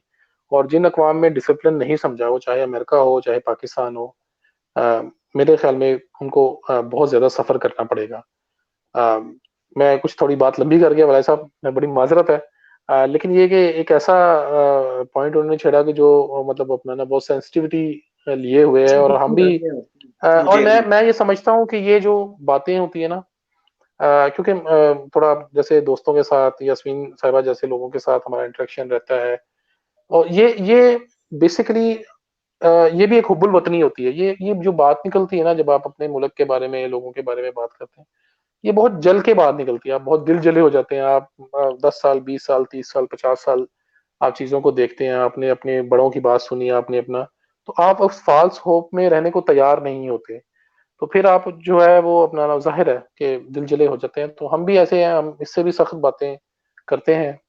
लेकिन मेरा वन ऑफ द रीजन, मैंने यास्मीन साहब अगर बैठी हैं सुन रही हैं, जो बाकी जो भी लोग हमारे साथ हैं, तो मेरा ख्याल में तरबियत का जो एक फुकदान है, वो एक नस्ल या 2 नस्लों की जिम्मेदारी थी जिन्होंने पूरा नहीं किया, और उसका हमें आज खुमियाजा भुगतना पड़ रहा है। मेरा ख्याल है कि हमारे इख्तिताम का टाइम भी हुआ जाता है। आप कुछ आखिर में ऐड करना चाहें, कोई अपना पैगाम देना चाहें, कोई ऐसी बात जो आप समझते हैं जो रह गई है, जो करनी लाजमी है, आप हमारे साथ शेयर करना चाहें तो। जी, नवीद भाई आपने बहुत अच्छा कंक्लूड किया और बहुत बिल्कुल मैं आपसे इत्तेफ़ाक करता हूँ, आपने अच्छी बातें की। मैं जो ऐड करना चाहता हूँ वो यही कि जिस तरह उन्होंने यास्मीन साहबा ने भी सवाल किया, उससे पहले भी किसी ने वो पूछा, तो उस हवाले से मैं ये कहना चाहूँगा कि हमारे यहाँ आप कह लें कि जहलियत भी नहीं है। आप कहें कि बिल्कुल ही जहलियत है, तो जहलियत भी नहीं है। लोग पढ़े-लिखे हैं और उसके अलावा गौर कर भी सकते हैं। लेकिन एक तो ये है कि वो अपने ज़हन को कुछ ज़्यादा तकलीफ नहीं देते, वो ज़्यादा सोचते नहीं हैं। उसके बाद ये है कि हमारे जो इदारे हैं, जो मैंने एजुकेशन फील्ड में भी रहते हुए जो देखा है, वो ये कि हमारे बड़े से बड़ा जो हमारा इदारा है, स्कूल है, बहुत अच्छा, बड़े नाम है स्कूलों में, वो है या यूनिवर्सिटीज़ लेवल पे या कॉलेजेस लेवल पे, तो वहाँ पे तरबियत कम है और तालीम बहुत अच्छी है। तो जो सबसे अच्छा, ज़्यादा ज़रूरी ये जुमला ये जुमला जरा दोबारा कहिएगा कि मैंने बहुत सारे कॉलेजेस को देखा है। जी, मैं ये कह रहा था कि जो स्कूल है यहाँ पे या कॉलेजेस हैं या यूनिवर्सिटीज़ हैं, जो एजुकेशन इंस्टीट्यूशंस हैं, वहाँ पे तालीम तो बहुत अच्छी आपको मिलती है। तालीम के लिहाज से तो आप फिलासफर, अल्लामा, पीएचडी वो आप बन जाते हैं, लेकिन वहाँ पे आपको तरबियत का बहुत ज़्यादा फुकदान होता है। और उसमें हमारी काफ़ी चीज़ें जो हैं वो काउंट करती हैं और उसमें बाज़ बाज़ जगह पे असातिज़ा भी कसूरवार हैं और बाज़ जगह पे जो लोग अ, आपके साथ आपके दोस्त होते हैं, उनका उठना-बैठना, आपकी सोसाइटी, आपकी कंपनी, वो भी उसमें कंट्रीब्यूट करती है। आप अगर कुछ गेन करना भी चाहते हैं, तो वो आपको गेन करने नहीं देते। तो अगर हमारी इंस्टीट्यूशन से ही स्कूल, कॉलेजेस, मैं आपको थोड़ी-सी इसकी यहाँ की मिसाल देता हूँ कि यहाँ पे स्कूल में जब बच्चा पढ़ रहा होता है, तो उसको पढ़ाई से ज़्यादा और वो उसको बैग का वज़न देने के बजाय उसको दूसरी बातें जो हैं वो दुनिया की दूसरी बातें सिखाई जाती हैं। आपने घर में उठना-बैठना कैसे है, आपने वालिदैन से कैसे गुफ्तगू करनी है, आपने सोना कैसे है, खाना-पीना कैसे है। इवन के छोटे बच्चों को ये 20-20, 25-25, 10-10 बच्चों का ग्रुप लेके नर्सरी क्लास से लेके प्राइमरी तक, वो बच्चों के ग्रुप लेके ये मुख्तलिफ जगहों पे जाते हैं, उनको विज़िट करवाते हैं, उनको बताते हैं कि ये फॉर एग्ज़ाम्पल उनको नॉलेज क्या कि जी मेट्रो आपने कैसे यूज़ करनी है, ये टिकट आप पकड़ें, मशीन में कैसे पंच करना है। हमारे यहाँ 18 साल का एक बच्चा है और उसको बाज़ औक़ात मेरा ख़्याल है लिफ्ट यूज़ करनी नहीं आती, जो आपके यहाँ पे इलेक्ट्रॉनिक लिफ्ट्स होती हैं सुपर मार्केट्स में, वो उसको यूज़ करनी नहीं आती। क्यों? आप उसको साथ लेके नहीं गए होते या स्कूल कॉलेजेस वालों ने उसको उस तरीके से ट्रेन नहीं किया होता। तो स्कूल कॉलेजेस वाले अगर ये ज़िम्मेदारी समझ लें कि हमारी ज़िम्मेदारी सिर्फ़ ये है कि हमने उनको पढ़ाना है, उनको सबक देना है और इतना ज़्यादा देना है कि घर में भी उनके जो वालिदैन हैं, वो उनकी तरबियत ना कर सकें। घर में भी सर आप वालिदैन आप और ट्यूटर। आप बच्चों की बात करते हैं, यहाँ तो हमने देखा कि जो पिछली हुकूमत में जैसे वो मेट्रो बनी है, तो लोगों ने उसकी एस्केलेटर्स तबाह कर दी, लोगों ने उसके जो अपना जो वेटिंग रूम थे वहां सोना शुरू कर दिया, लोगों ने वहां ट्यूबलाइट्स उसकी उतार दी, लोगों ने मतलब आप बच्चों की बात कर रहे हैं और लोगों को उस पे सवारी नहीं कभी करनी आई कि सीट पे कैसे बैठना है और धक्कम पेल नहीं करनी और कैसे क्या चीजों को करना है। तो मैं क्या इस पे कहूँ, और बल्कि एक ज़िमनी बात याद आ गई कि क्योंकि थोड़ा सा वास्ता ऑफिस के माहौल से और दूसरी चीजों एकेडमिया से भी रहा है और चीजों से, तो एमबीए करके, एमबीए का मतलब है कि बिजनेस की तालीम हासिल करके लोग आ जाते हैं और एक सिंपल बिल नहीं बनाना आता। जो एक मतलब आप उसे हाथ से बिल कह लें या कैश मेमो या इनवाइस कह लें या कोटेशन कह लें, उन्होंने ये सुना नहीं होता कि कोटेशन क्या होती है, टेंडर के फॉर्म कैसे फिल किए जाते हैं। मैं मतलब आप एक कंपैरिजन कर रहे हैं बच्चे का टिकट के पंच से, मैं उसको कर रहा हूँ कि हमारी यूनिवर्सिटियों से भी जो लोग सीख कर आते हैं, तो they are unable to perform business की जो नॉर्मल सी नॉमिनल सी जो चीजें हैं, वो उनको नहीं करनी आ रही होती। तो क्या उसमें अपना मतलब हम कहें, कंटिन्यू करें अपनी बात को, और साथ में हम एक कमेंट लेंगे। नाइला चौधरी हमें कहती है, सलाम मिस्टर हुसैन, अच्छी बातें कर रहे हैं, कोई अच्छी बातें कर रहे हैं, इनको गौर से सुने, ज्यादा चिल के मोड से निकले और इसको संजीदा ले प्लीज। उन्होंने जरा प्लीज को खींचा है, इतना मैं नहीं खींच सकता। तो उनका कहने का मतलब मेरे ख्याल पाकिस्तानी कौम से ही मुखातिब है कि आप इनकी बातों को सुने, आपके लिए कॉम्प्लीमेंट है। और अपना thank you so much Naila. आप कुछ कहना चाहेंगे नाइला चौधरी के कमेंट के ऊपर? जी, बहुत शुक्रिया नायला चौधरी का, बहुत शुक्रिया कि उनको मेरी बातें पसंद आई हैं। बस मकसद यही है नवीद भाई, आप पहले दिन से आप भी कोशिश कर रहे हैं, मेरी भी यही कोशिश है कि लोगों में वो शऊर उजागर किया जाए कि वो किसी चीज़ की हकीकत को, वो रियलिटी को वो समझें और वो उसमें संजीदा हों। जिस तरह आपने एक बार कहा था ना कि हमारा काम जो है, हमारा जो फ़र्ज़ है वो ये है कि हमने लोगों की तरबियत करनी है, जो हमारे पास जो इल्म है, जो हमारे पास नॉलेज है, वो हमने आगे कन्वे करना है लोगों को। अब उस पे वो अमल करते हैं या नहीं करते, ये तो उनको सर वो देखिए, कह लें कि उनकी अपनी है।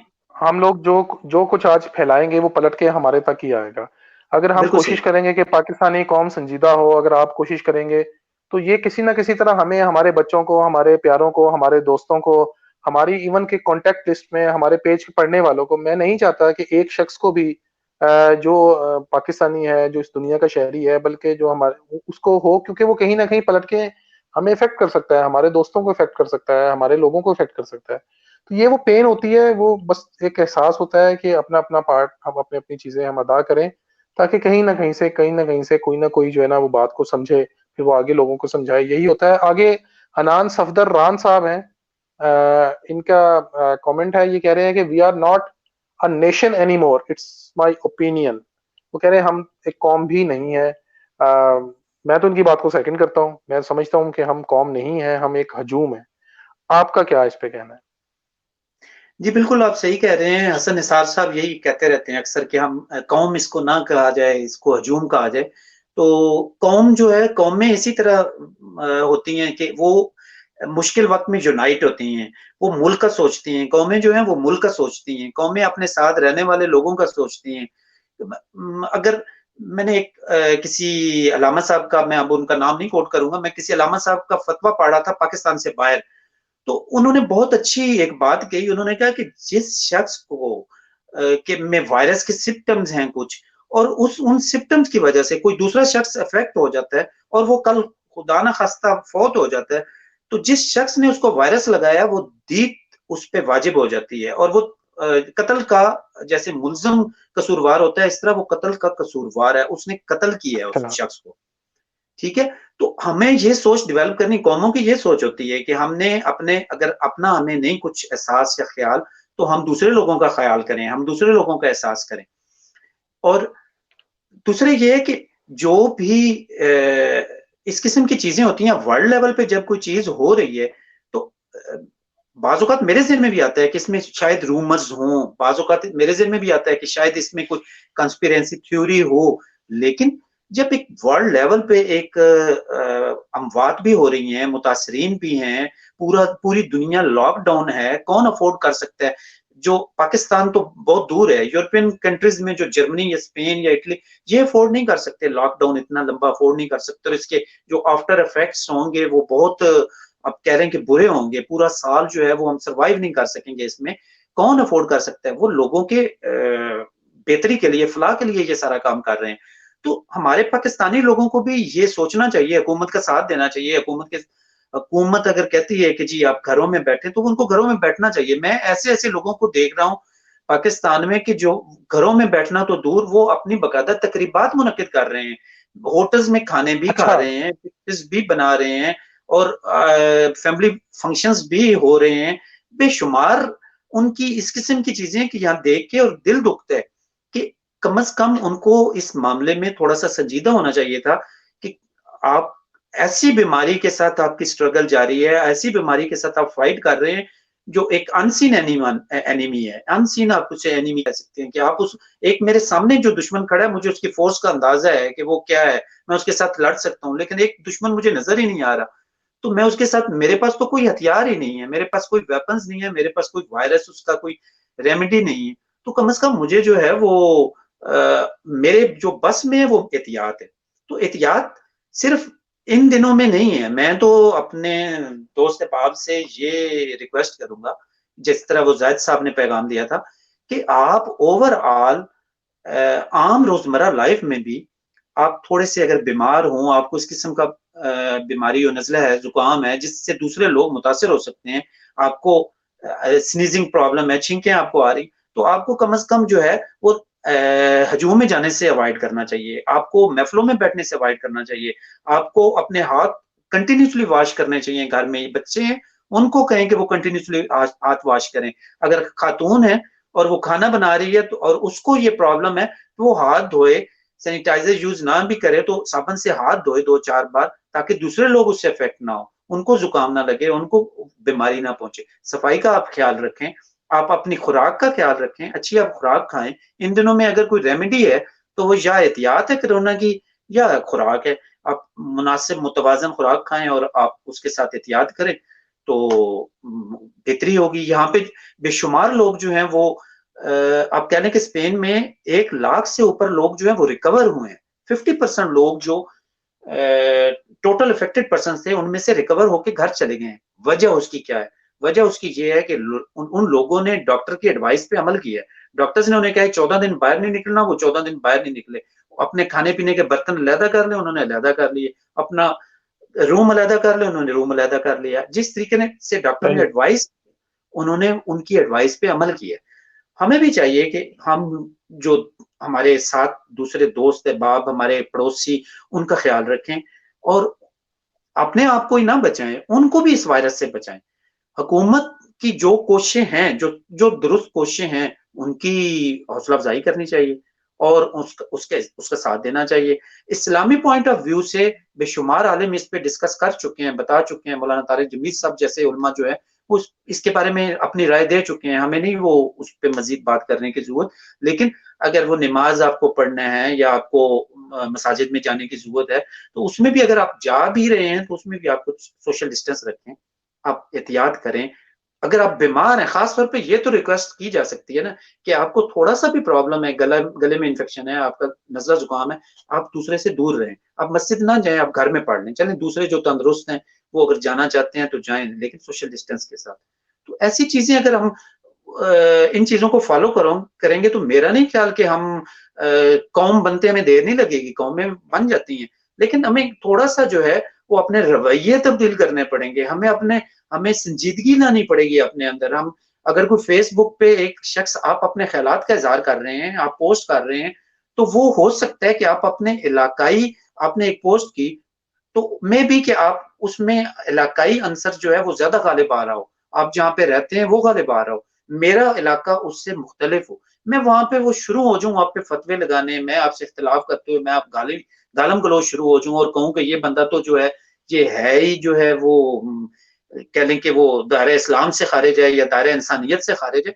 तो इस किस्म की जो शिद्दत पसंदी है, मेरी जो सबसे बड़ी रिक्वेस्ट है लोगों से कि शिद्दत पसंदी को छोड़ें, शिद्दत पसंदी को छोड़ के आप थोड़ा सा जो है वो दूसरे के हिसाब से सोचे। मैं जब बिजनेस कम्युनिकेशन वहां पे पढ़ाता था कॉलेज में, कॉमर्स का सब्जेक्ट है business communication and report writing, business BCR, तो उसमें एक हमारा आता था टॉपिक यू एटीट्यूड। तो यू एटीट्यूड क्या है कि आप दूसरे के पॉइंट ऑफ व्यू से सोचें, आप अपने पॉइंट ऑफ व्यू से नहीं सोचें। मुझे भूख लगी है, मैंने खाना खाना है, तो मैंने ये नहीं ख्याल करना कि ये जो साथ बंदा बैठा है ये मेरे खाना खाने से डिस्टर्ब होगा, मेरे साथ जो पड़ोसी है वो मेरे शोर से डिस्टर्ब, मैं रात को 2 बजे आके मैं खाना बना रहा हूँ और मेरे साथ 10 पड़ोसी जो हैं वो डिस्टर्ब हो रहे हैं, तो मेरा उस खाने का, या मैं नमाज पढ़ रहा हूँ, मेरी नमाज पढ़ने की वजह से 10 मेरे जो साथी हैं वो डिस्टर्ब हो रहे हैं, तो मुझे सोचना चाहिए उस बारे में। सही। दो आपके लिए खूबसूरत से कमेंट आए हैं माशाल्लाह, बहुत खूब। ये अकमल जावेद अवान साहब कह रहे हैं, और जी, आप भी अवान है और बहुत ये भी शुक्रिया अवान है। अकमल जवेद अमान साहब, इटली और से हैं। कह रहे हैं कि बहुत जबरदस्त गुफ्तगू इन्होंने आपके लिए मोहब्बतनामा भेजा है। आयशा सादिया कहती हैं कि इमोशनल बिहेवियर की तरबियत नहीं की जाती स्कूल और कॉलेज हो या वालदेन।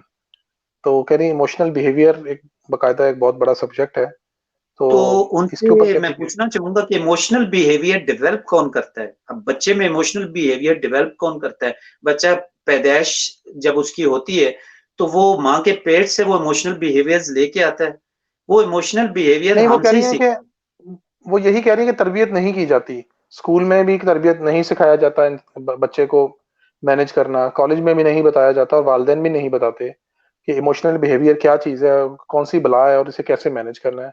और वो सिर्फ यही यही कह रही नहीं है है, कि ये सिर्फ यही हमारे नहीं यहाँ है नवीद भाई, सॉरी आपकी बात काट रहा हूँ, सिर्फ यही नहीं है सर। इमोशनल बिहेवियर के, वालिदैन की कोताही सुस्ती है, टीचर्स की कोताही सुस्ती है, आपके जो एम्प्लॉयर्स हैं जहाँ पे आप काम करते हैं या कुलीग्स, उनका कोई फॉल्ट है, ये इसमें ओवरऑल बहुत सारी चीजें। आपका जो मीडिया है, मेन स्ट्रीम मीडिया है, उस पे जो टॉक शोज होते हैं वो अपने आपके बच्चे को क्या तरबियत दे रहे हैं? अब मेरे बच्चे जो हैं वो टॉक शो नहीं देखते, अवॉइड करते हैं, लेकिन मैं जब घर होता हूँ तो मैं, मेरी कोशिश होती है मैं टॉक शो लगा लूँ।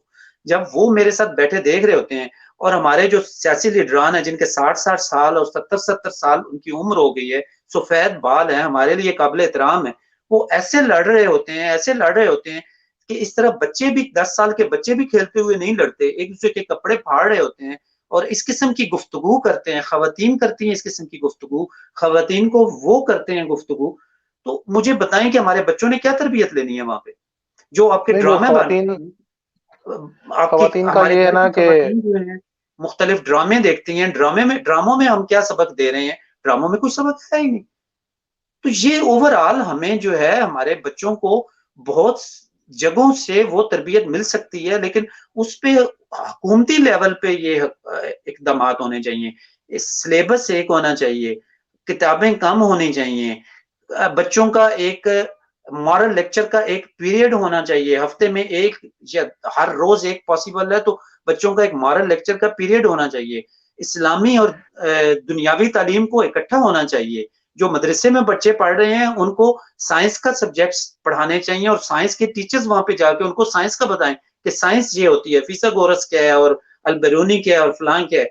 और जिस तरह वो सैयद बिलाल कुतुब साहब ने उस दिन बड़ी खूबसूरत गुफ्तगू की और काफी कुछ उन्होंने उसमें समेटा, तो इस तरह उनको वो साइंस के मुतालिक बताना चाहिए। जो हमारे बच्चे आम दुनियावी स्कूलों में पढ़ रहे हैं उनको इस्लाम की, अपने रिलीजन की तरबियत देनी चाहिए अच्छे तरीके, ताकि वो कल किसी और आप कह लें कि इस किस्म के शख्स के हथे ना चढ़ जाएं कि जो उनकी वो ब्रेन वॉशिंग करे, जो उनको इस्लाम की परफेक्ट टीचिंग जो है वो ना बताए।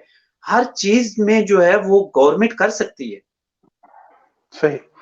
अच्छा, इस्लाम की या जो भी जिसका रिलीजन है, पाकिस्तान में मुख्तलिफ कौमियतों के और मुख्तलिफ मज़ाहिब के लोग बसते हैं, तो मतलब अपनी जो अखलाकियात, जो जहाँ भी आपको सबक मिले अच्छा, अपनी खुदा के करीब होने का या अखलाकी वजूद को बेहतर करने का या रूहानी वजूद को बेहतर करने का, उसे करना चाहिए। आगे यास्मीन भट्ट साहिबा ने एक कमेंट किया, वो कह रही है कि बेसिकली हम जिम्मेदार नहीं। यास्मीन भट्ट साहिबा, मैं तो इससे मुत्तफिक हूँ जी, कि हम लोग मैं भी जिम्मेदार मुत्फिक हूँ, बिल्कुल सही नहीं, कह रही हैं। हम हम जिम्मेदार लोग नहीं तो है, गैर जिम्मेदार, जिम्मेदारी है हमें बहुत ज्यादा, हम किसी मामले हम में भी हम जिम्मेदार हैं। हम आपसे कुल्ला हुमा इस पे मुत्तफिक हैं। कुल्लाहुमा जी, और कुल्लाहुमा 100%, 101% हम बिल्कुल उस पे इत्तेफाक करते हैं। ना हम जॉब में गैर ज़िम्मेदारी हम दिखाते हैं, हम घर में गैर ज़िम्मेदारी दिखाते हैं, बहैसियत शोहर हम गैर ज़िम्मेदारी दिखाते हैं, ख़वातीन हैं तो बहैसियत बीवी गैर ज़िम्मेदारी दिखाती हैं, बच्चे हैं और उसके बाद जहाँ-जहाँ भी हम जाते हैं, दोस्तों की महफ़िल में बैठते हैं, वहाँ पे हम गैर ज़िम्मेदारी दिखाते हैं। तो गैर ज़िम्मेदार तो हैं, इसमें कोई शक नहीं है।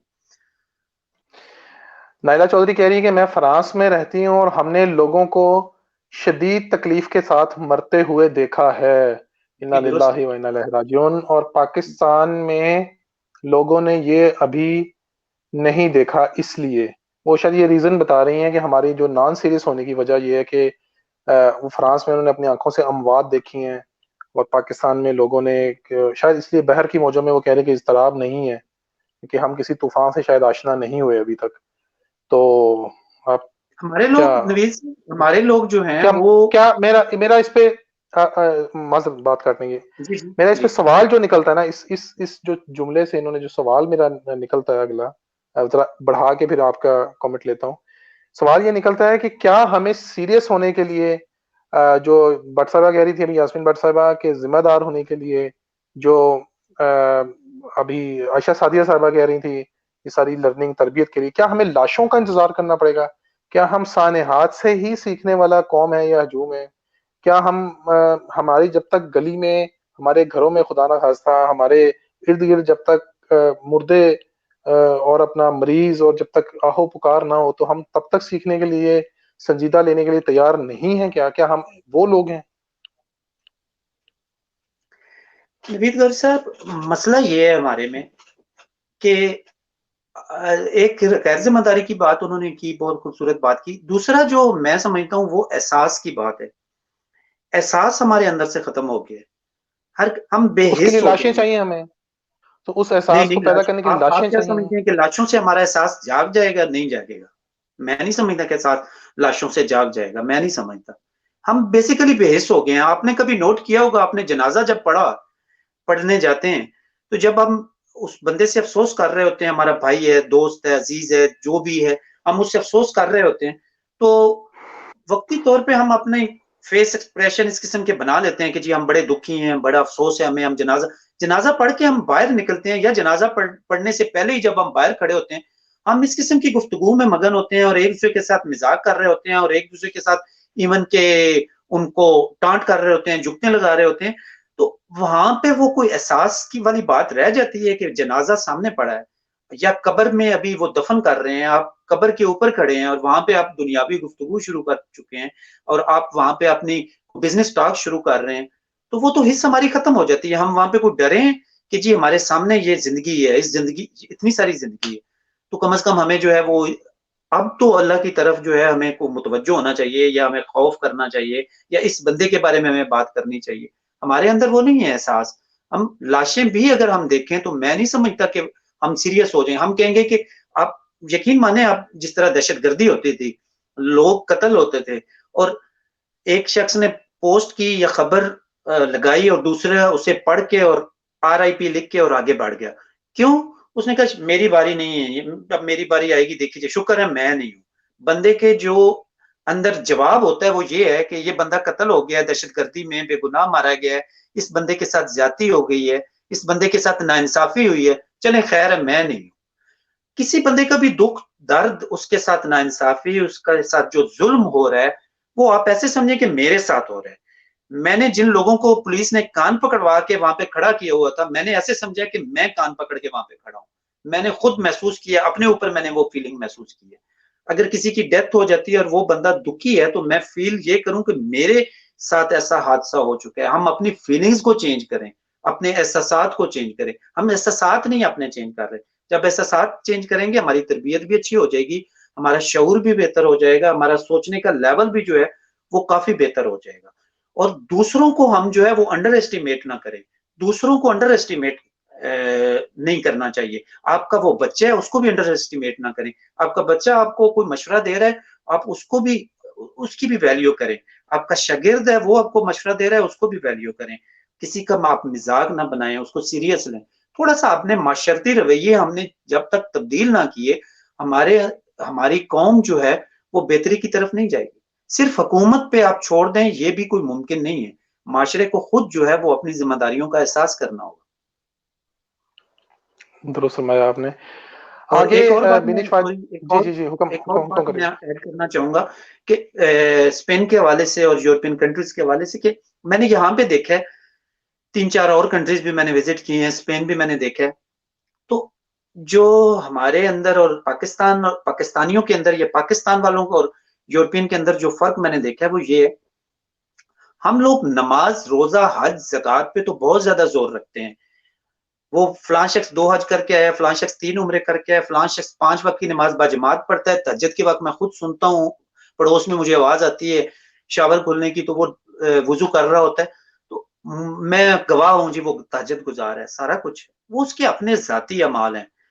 हज मुझे उसका सवाब नहीं पहुंचेगा, उम्रे का मुझे सवाब नहीं पहुंचेगा, ना उसकी बीवी को पहुंचेगा, ना उसके बच्चों को पहुंचेगा, उसको फक्त उसकी अपनी जात को पहुंचेगा। नमाज का सवाब और नमाज ना पढ़ने का की जो पूछ है वो फक्त उससे होगी और किसी से नहीं होगी, या अगर शायद मैं गलत नहीं हूं तो शायद वालदैन से हो कि आपने अपने बच्चों को उस तरफ समझाया नहीं, तरबियत नहीं की और आपने उनको नमाज के मुतालिक बताया नहीं। लेकिन जो दूसरी चीजें हैं उनको हम बिल्कुल इग्नोर कर देते हैं। जो सबसे बड़ा माशरती मसला है हमारा, जिसपे मैं कुड़ता हूं और मेरा दिल दुखता है, वो हमारी मुनाफकत है।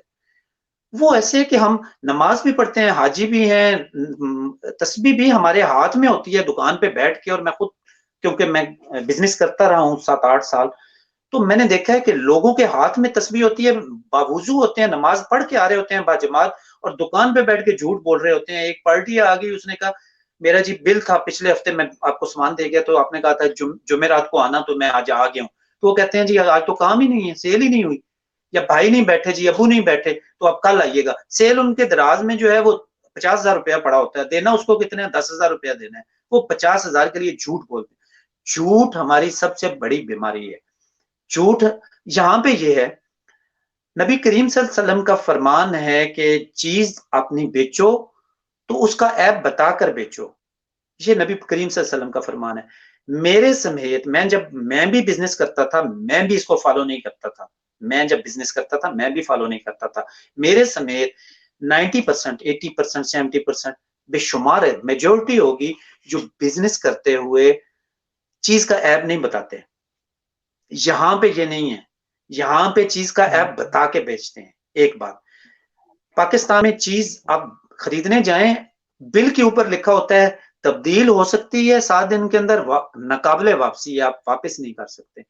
नबी करीम सल्लल्लाहु अलैहि वसल्लम की हदीस है कि जो शख्स बेची हुई अपनी चीज वापस ले लेगा, खंदा पेशानी से, खुले माथे से वो अपनी चीज खुश दिली से वापस ले लेगा और ग्राहक को पैसे वापस कर देगा, उस पर जन्नत वाजिब होगी। एक साहबी ने बिजनेस किया, कारोबार किया, उन्होंने हदीस सुनी और साल पूरे वो बैठे रहे, कारोबार करते रहे, बहुत अच्छा कारोबार चला। साल बाद कारोबार बंद करके और वो घर बैठ गए। तो दूसरे साहबा कराम ने पूछा कि आपने, आपका तो बहुत अच्छा कारोबार चलता था, आपने क्यों बंद कर दिया? तो उन्होंने कहा जी मैंने हदीस सुनी थी नबी करीम सल्लल्लाहु अलैहि वसल्लम से ये, और मैं इंतजार करता रहा कि कोई शख्स ऐसा आए और मैं अपने आप पर जन्नत वाजिब कराऊं। तो वाह, पूरा साल मेरे पास ऐसा कैसी कोई बंदा नहीं आया, और जब साल कैसी बाद मेरे पास मासूमियत। जी, साल बाद जब मेरे पास शख्स आया, उसने चीज वापस की, मैंने उसको पैसे दिए, मैंने समझा मेरे पे जन्नत वाजिब होगी, मैं दुकान बंद करके आ गया। लोग इस तरह कर, पाकिस्तान में ऐसा नहीं है। हमारे यहाँ क्या है, यहाँ पे स्पेन में क्या है, स्पेन में आप कोई भी चीज लेके जाते हैं, आपके पास बिल है, 1 महीने बाद भी आप वापस करने जाए, वो 200 यूरो की आपने परचेज किया, वो आपने 300 की परचेज किया, आपने 500 यूरो की परचेज किया, बगैर माथे पे बल डाले और बगैर आपसे कोई इंक्वायरी किए या कोई बहाना किए, आपसे पैसे चीज वापस लेंगे और आपको पैसे वापस कर देंगे। कोई इसके सम झूठ नहीं बोलेंगे। आप अगर वो सेकंड क्वालिटी या थर्ड क्वालिटी आपको बेच रहे हैं, तो आपको ये नहीं कहेंगे कि ये फर्स्ट क्वालिटी है, बहुत जबरदस्त चीज है, मैं अपने घर में इस्तेमाल करता हूँ, बहुत सुपर हिट चीज है। ऐसे नहीं है। हमारे यहाँ क्या है, चीज का जो ऐब होता है वो हम छुपा के और बेचने के बाद हम दोस्तों को साथ फख्र से बताते हैं कि तुमने क्या कमाई की है। कमाई तो मैंने की है, मैंने वो जो 5 रुपए वाली चीज थी 50 की बेची है, और वो ऐबदार जो चीज थी जो मेरी वापस भी कोई नहीं होनी थी वो मैंने गाहक को बेच दी है 50 की। तो ये हम फख्र करते जी हैं। झूठ, बेईमानी, मुनाफिकत, धोखाबाजी, ये हमारे तुरा इम्तियाज बन चुके हैं अब। तो इनसे हमें दामन बचाना चाहिए। नमाज, रोजा, हज, ज़कात, वो उलमा हज़रात बताते भी रहते हैं, हर शख्स को करना भी चाहिए, और जो नहीं करता वो खुद भुगतेगा। वो उसकी सजा, आप ज्यादा से ज्यादा आप उसको किसी बुरे काम से मना कर सकते हैं, लेकिन आप उसको गला दबा के और वो उसको वो काम नहीं करा सकते। लेकिन आपका बिल्कुल। झूठ, आप किसी को डिस्टर्ब कर रहे हैं, आप पड़ोसियों के हकूक की जो है वो हकूक शिकनी कर रहे हैं, आप बेईमानी कर रहे हैं, धोखा कर रहे हैं, वो अफेक्ट करेगा मुआशरे पे, आपके साथ जो लेन देन कर रहे हैं उन पे करेगा। उनका आपने ख्याल रखना है। दूसरों का जब तक हम ख्याल नहीं रखेंगे, हमारी रूह ही वो अच्छी और वो पाकीज़ा नहीं होगी। उसमें वालिदैन तरबियत कर लें, उसमें उस्ताद तरबियत कर लें, जो मर्जी तरबियत हो जाए हमारी, हमने अपने अंदर इस किस्म का एहसास उजागर करना है कि हम अपने अंदर ऑनेस्टी लाएं, झूठ को छोड़ें, और हम कम से कम मुनाफिकत के सहारे ना जिए। हम जो भी हमारी फैक्ट्स एंड फिगर हैं उनके साथ हम अपनी जिंदगी गुजारें। बहुत शुक्रिया। अच्छा, बिनिश वाजिद साहिबा हमारे साथ हैं, इनके 2-3 कमेंट्स हैं, मैं ज़रा सम अप करके बता देता हूँ। कह रही हैं कि बहुत अच्छी शुरुआत है, अच्छी गुफ्तगू सुनने को मिल रही है। पाकिस्तान में अभी तक इसको साजिश ही समझ रहे हैं, कोई एहतियात नहीं कर रहे, अपना एहसास है कि नहीं दूसरों को भी खतरों में डाल रहे हैं, और शहादत के शौक में दूसरों को मजबूर कर दिया है कि वो मुल्क छोड़कर जाएं। तो बिल्कुल सही बात है जी। मैं तो इससे मुत्तफिक हूँ कि लोग एहतियात नहीं, इस पे हम बात कर चुके हैं, साजिश वाले पॉइंट हम पहले पीछे तो। जी, मैं बात और समझा नहीं, शहादत के शौक में मुल्क छोड़कर जाएं, इसकी ये मैं नहीं समझ सका। वो असल में मेरा ख्याल है ये कनाडा में रहती हैं, बाहर से हैं ये भी ना, एक्स वो पेट है ये अपना, ओवरसीज पाकिस्तानी है। ये कह रही है कि ओ, मतलब जो आई लोग सी, यहाँ थे ओके पाकिस्तान ओके, में मैं भी, वो समझ भी गया। बाहर जाने पे मतलब ऐसा जी, मैं शहादत समझ का गया। शौक है लोगों को कि मर जाएंगे तो शहीद हो जाएंगे, कोरोना से कुछ नहीं होता टाइप। तो मतलब अब इस कहीं कोई वबा आती है आलमी तो अपने लोग अपने प्यारों के पास आते हैं, उल्टा पाकिस्तान से लोग जा रहे हैं क्योंकि यहाँ पे लोग एहतियात नहीं कर रहे, तो उनका इशारा शायद इस तरफ है। अगर मैं बिनी साहब अगर मैं गलत इसको मतलब इंटरप्रेट नहीं कर रहा तो। अच्छा, आगे वसीम मलिक साहब हैं, उनका कमेंट आया, वो कह रहे हैं कि great session sir, well done and impressive talk by Wilayat Hussain sahab. तो आपके लिए उन्होंने ये तारीफी जी कलमात बयान वसीम, किए। बहुत शुक्रिया। वसीम इटली से है और भतीजा है मेरा, तो बहुत शुक्रिया। अच्छा अच्छा, वसीम साहब अपना ख्याल रखिए, अपने इर्द गिर्द के लोगों का भी ख्याल रखिए, और इटली के अंदर भी आई एम श्योर के आप जैसे लोग और पाकिस्तानी कम्युनिटी के लोग लोगों की मदद के लिए अच्छा ही कर रहे होंगे। मेरा ख्याल है कि तकरीबन 1.5 घंटा होने को है, और बहुत अच्छी गुफ्तगू आज आपसे हुई है, बहुत सेरे हासिल। और बिनीश भाई साहब कह रही है कि जी बिल्कुल दोस्त, उन्होंने हमारी इंटरप्रिटेशन से एग्री किया। बिनी साहब बहुत शुक्रिया, और उन तमाम लोगों का शुक्रिया जिन्होंने हमें ज्वाइन किया, जिन्होंने हमें सुना, जो अभी तक सुन रहे हैं, शुरू से आखिर तक हमारा साथ दिया, या जो चंद लम्हों के लिए भी हमारी बात सुनने आया। हमारी कोशिश यही थी, हमारी जो बाकी काविशों की तरह, के आप लोगों के साथ बहुत से जो हमारे दोस्त हैं पाकिस्तानी, ये खास लोग जो हमारे दिल के बहुत करीब हैं, जो हमारे दोस्तों में और हमारे बल्कि चाहने वालों में जिनका शुमार होता है, और हम इनके मदाह हैं। हमने सोचा कि आपको भी इनसे मिलवाया जाए, इन लोगों से। सर, आप भी खांस रहे हैं, और आप का गला ठीक नहीं है गालबन, तो आप भी जी, एहतियात करें, हमें आपकी फिक्र है। आप उस्ताद भी हैं, आप हमारे भी उस्ताद हैं। बहुत अल्लाह शुक्रिया, ताला बहुत शुक्रिया। आपको मजीद तरक्की दे, आसानी दे। वलायत हुसैन अवान के स्पेलिंग आप स्क्रीन पे देख सकते हैं, इसी नाम से, इसी स्पेलिंग से इनका पेज भी है, इसी स्पेलिंग से इनका प्रोफाइल भी है। आप इन्हें प्रोफाइल पे, पेज पे जैसे चाहें वलायत साहब को आप फॉलो कर सकते हैं। कोशिश मैं करूंगा कि इनको टैग कर दूं पोस्ट पे बाद पे, ताकि आप लोग आसानी से इन तक पहुंच जाएं।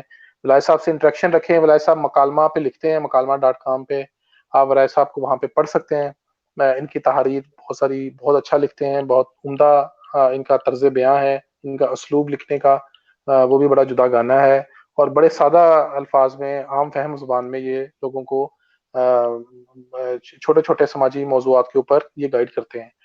तो मेरा ख्याल है कि इजाजत दीजिए, मैं जाने से पहले अगरचे ये मेरा मतलब ना ही मेरा ये फोटे है, ना ही मेरा अंदाज है, लेकिन आपने जिक्र छेड़ा तो मैं एक ज़िमनी बात मुझे बस एक याद आ गई आपने बुखारी से कि आप सल्लल्लाहु अलैहि वसल्लम से एक सहाबी ने पूछा, और शायद मैं नाम उसका मुकम्मल भूल रहा हूँ, अबू सईद समथिंग था। तो उन्होंने पूछा कि इंसान मतलब मफहूम मैं आपको उसका बता रहा हूँ हदीस का, कि इंसान मतलब किस तरह से जो ये मतलब सेटिस्फाई होता है या कनात करता है, उसे मतलब कौन सी ऐसी चीज है जो उसके दिल को तसल्ली देती है। तो आप सल्लल्लाहु का जो जवाब था वो आप इस पे सुनिएगा। उन्होंने कहा कि इंसान के पास सोने की एक वादी हो तो वो ख्वाहिश करता है कि ऐसी मुझे एक और मिल जाए। तो साहब मतलब ये इंसान की सरिश्त है, ये उसकी जो है ना वो उसकी फितरत के अंदर है ये। तो सहाबी ने पूछा, थोड़ी सी जसारत की मेरे हिसाब से, तो उन्होंने पूछा कि फिर इंसान का जो पेट है वो किस चीज से भरता है। तो आपने जवाब दिया कि इंसान का पेट सिर्फ कब्र की मट्टी भर सकती है। तो वाह। मेरा ख्याल है कि अलहाकुम तकासिर हत्ता जुर्तुमुल मकाबिर। तो ये इंसान जो है वो जब तक कि कब्र नहीं देख लेता अपनी जाती खुद की, और अपनी आंख उसकी जब तक कब्र में नहीं खुलेगी, उसके लिए बात मानना समझना बहुत इंसान मुश्किल है। बेसिकली हरीस हरीस है, बेसिकली लालची है, और बाज़ औक़ात खुद गर्ज़ हो जाता है, और लालच जो है वो उसमें कूट-कूट कर भरा होता है। हम सब तो ऐसे हैं, कुछ न कुछ हद तक हम सब में बिल्कुल, कमियां बिल्कुल, कजियां और हर कोताहियां बंदे हैं। में कोई न कोई और ख़ामी खामी है। और अल्लाह ताला हम सबको आसानियां दे। अल्लाह ताला आपको खुश रखे, अल्लाह ताला आपको आखिर में महफूज नवीद रखे। भाई एक रिक्वेस्ट मैंने ये करनी जी है, जी जी, हुक्म अगर करें हुक्म करें। आप परमिट करें, इजाज़त दें तो जी जी, अ, हुक्म करें हुक्म करें। एक तो ये रिक्वेस्ट करनी है कि आप बेसिकली आप राइटर भी हैं और आप थोड़े बहुत शायर भी हैं। तो सर आप बहुत कम जो है वो अपने प्रोग्राम में शायरी का टच देते हैं। तो कभी-कभार कोशिश किया करें जब आपके साथ ख़ास तौर पे इस किस्म के, हम तो उस तरह वो शायरी वाला हमारी फ़ील्ड नहीं है। तो जो शायरी से रिलेटेड को इस किस्म की शख्सियत हो जो थोड़ा-सा शौक़ रखते हो शायरी से, तो उनके साथ थोड़ी बहुत जो है वो आप पोएट्री भी कर लिया करें, कुछ उनसे सुनवा दिया करें। और अपनी सर ख़ास तौर पे अपना तो इस मज़बूत काबिल पेश नहीं करते है कि रहते हैं। मैं किसी भी पब्लिक फोरम पे लोगों को सुना के उनके जो जहनी अजियत का या टॉर्चर का सबब बनूं। बाकी ऐसे जो ना अपना ना करिए। सजेशन मैंने ले लिए, कोशिश करता हूँ कि किसी शायर को हम अच्छे किसी शायर को सुनने वाले को जिसको लोग सुनते हो, हम कोशिश करते हैं हमारे दोस्तों की मैं फहरिस्त देखता हूँ। कोई उसके कुल अलावा वक्ती मेरे हमें शायर मिले, चंद हम दोस्त बुलाते थे हैं। उसके अलावा मेरे चंद दोस्त थे, अगर आप मुझे अलाउ करें और इजाज़त दें, तो मेरे चंद दोस्त थे, तो उन्होंने कहा था कि जब मैंने उन्हें बताया कि लाइव सेशन में मैं जा रहा हूँ आपके साथ, तो उन्होंने कहा था जी उसमें कोई शायरी होगी, पोएट्री वगैरह भी होगी, तो अक्सर हमारा वो फेसबुक पे पोएट्री का इंटरेक्शन रहता है, तो चंद दोस्त जो हैं वो बहुत ज़्यादा पसंद करते हैं उसे। अगर आप मुझे वो उसकी इजाज़त दें और 2 या 3 मिनट, तो मेरी एक बड़ी फ़ेवरेट है अमजद इस्लाम अमजद साहब की एक नज़्म है, सर सर तो मैं वो सुनाना चाह रहा हूँ। वो परदेशियों के लिए ख़ास, क्योंकि मेरे काफ़ी दोस्त परदेश में रहते हैं, तो वो उनकी एक फ़ीलिंग है जो मैं शायद वो मज़मून में मिस हो गई हो, उनकी फ़ीलिंग्स ना बता सका हूँ, तो उस पोएट्री में सारी सम अप हो जाएगी अगर आप मुझे इजाज़त दें। सर इस दो कमेंट मैं पढ़ के फिर हम इंशाल्लाह नज़म लेते हैं। अकमल जावेद अवान कहते हैं कि बहुत अच्छी गुफ्तगू की आप दोनों ने, अल्लाह पाक आपको जज़ाय खैर दे। आपके लिए भी यही दुआ है, अल्लाह ताला आपको खैर कसीर अता करे। अकमल जावेद अवान साहब रोज आए हमारे साथ, हम किसी न किसी मेहमान के साथ इसी तरह जी, होंगे। जज़ाकल्लाह, बहुत शुक्रिया। हमें सुने और अपनी राय से भी नवाजते रहें यूं ही। नाइला चौधरी साहबा पेरिस से कह रही हैं कि सबको रमादान मुबारक। रमादान हो, रमजान हो, कुछ भी हो, रमजान सारी उम्मत मुस्लिमा को, तमाम इंसानियत को, तमाम कायनात को मुबारक हो जनाब। आपके तवज्जो से हमें भी याद आया कि आज बहुत सारे इलाकों में पहला रोजा हो चुका है, पाकिस्तान में नहीं है सुबह रोजा। तो जी, हमारे पास सुबह आपको पहले भी रोज़ा है, रमजान मुबारक। तो मैं भी हाँ अपने जी, दोस्तों आपको को भी रमजान रमज़ान मुबारक। मुबारक देना चाह रहा हाँ, हूँ। आपको भी रमजान मुबारक। नाइला साहब आपका शुक्रिया, आपकी वजह से हमें भी याद आ गया। आप सबको देखने सुनने वालों को रमजान मुबारक। सर आप नज़म सुनाएं, उसके बाद हम लोगों से इजाजत जी। चाहेंगे, नज़म पे हम खत्म करते हैं। आपके जितने भी व्यूअर्स थे, ये नाला चौधरी साहिबा और दूसरी आपके जितने भी हैं, मैं नाम नहीं याद रख सका, तो उन सबका बहुत शुक्रिया कि उन्होंने प्रोग्राम को शुरू से आखिर तक देखा, अपने कमेंट्स देते रहे और हमारी बहुत ज़्यादा हौसला अफ़ज़ाई की उन्होंने। अमजद इस्लाम अमजद की एक नज़्म है जी, सेल्फ मेड लोगों का अलमिया। अच्छा, सेल्फ मेड लोगों का अलमिया। जी। सही। रोशनी मिजाजों का क्या अजब मुकद्दर है। रोशनी मिजाजों जिंदगी का क्या के अजब मुकद्दर है। जी, जिंदगी के रास्ते में बिछने वाले कांटों को राह से हटाने में, एक एक तिनके से आशियां बनाने में, खुशबुएं पकड़ने में, गुलिस्तान सजाने में उम्र काट देते हैं, उम्र काट देते हैं और अपने हिस्से के फूल बांट देते हैं। कैसी कैसी ख्वाहिश को कत्ल करते जाते हैं, दर गुजर के गुलशन में अबर बन के रहते हैं। वाह वाह वाह वाह वाह। ये जरा जुमला दोबारा, दर गुजर के गुलशन में अबर बन के रहते हैं, वाह। दर सुभान अल्लाह। दर जी। दर गुजर के गुलशन कैसी में अबर कैसी बन के रहते हैं। ख्वाहिश जी, कैसी कैसी ख्वाहिश को कत्ल करते जाते हैं, दर गुजर के गुलशन में अबर बन के रहते हैं। सब्र के समंदर में कश्तियां चलाते हैं, ये नहीं कि उनको इस रोजो शब की काविश का कुछ सिला नहीं मिलता। ये नहीं कि उनको इस रोजो शब की काविश का कुछ सिला नहीं मिलता। मरने वाली आंसुओं का खून बहा नहीं मिलता। वाह। जिंदगी के दामन में, जिंदगी के दामन में जिस कदर भी खुशियां हैं, सब ही हाथ आती हैं, सब ही हाथ आती हाथ हैं, होती है। सब ही मिल भी जाती हैं। वक्त पर नहीं मिलती, वक्त पर नहीं आती। यानी इनको मेहनत का अजर मिल तो जाता है, लेकिन इस तरह जैसे कर्ज की रकम कोई किस्त किस्त हो जाए। असल जो इबारत हो पसे नविश्त हो जाए। वाह वाह। अच्छा है, अच्छा आखिरी है। आखिरी शेर है जी। फसले गुल के आखिर में एक उम्मीद दिलाई अमजद इस्लाम अमजद साहब ने ऐसे लोगों को। फसले गुल के आखिर में फूल इनके खिलते हैं, फसले गुल के आखिर में फूल इनके फूल खिलते इनके हैं, खिलते हैं। उनके सहन में सूरज देर से निकलते हैं। वाह।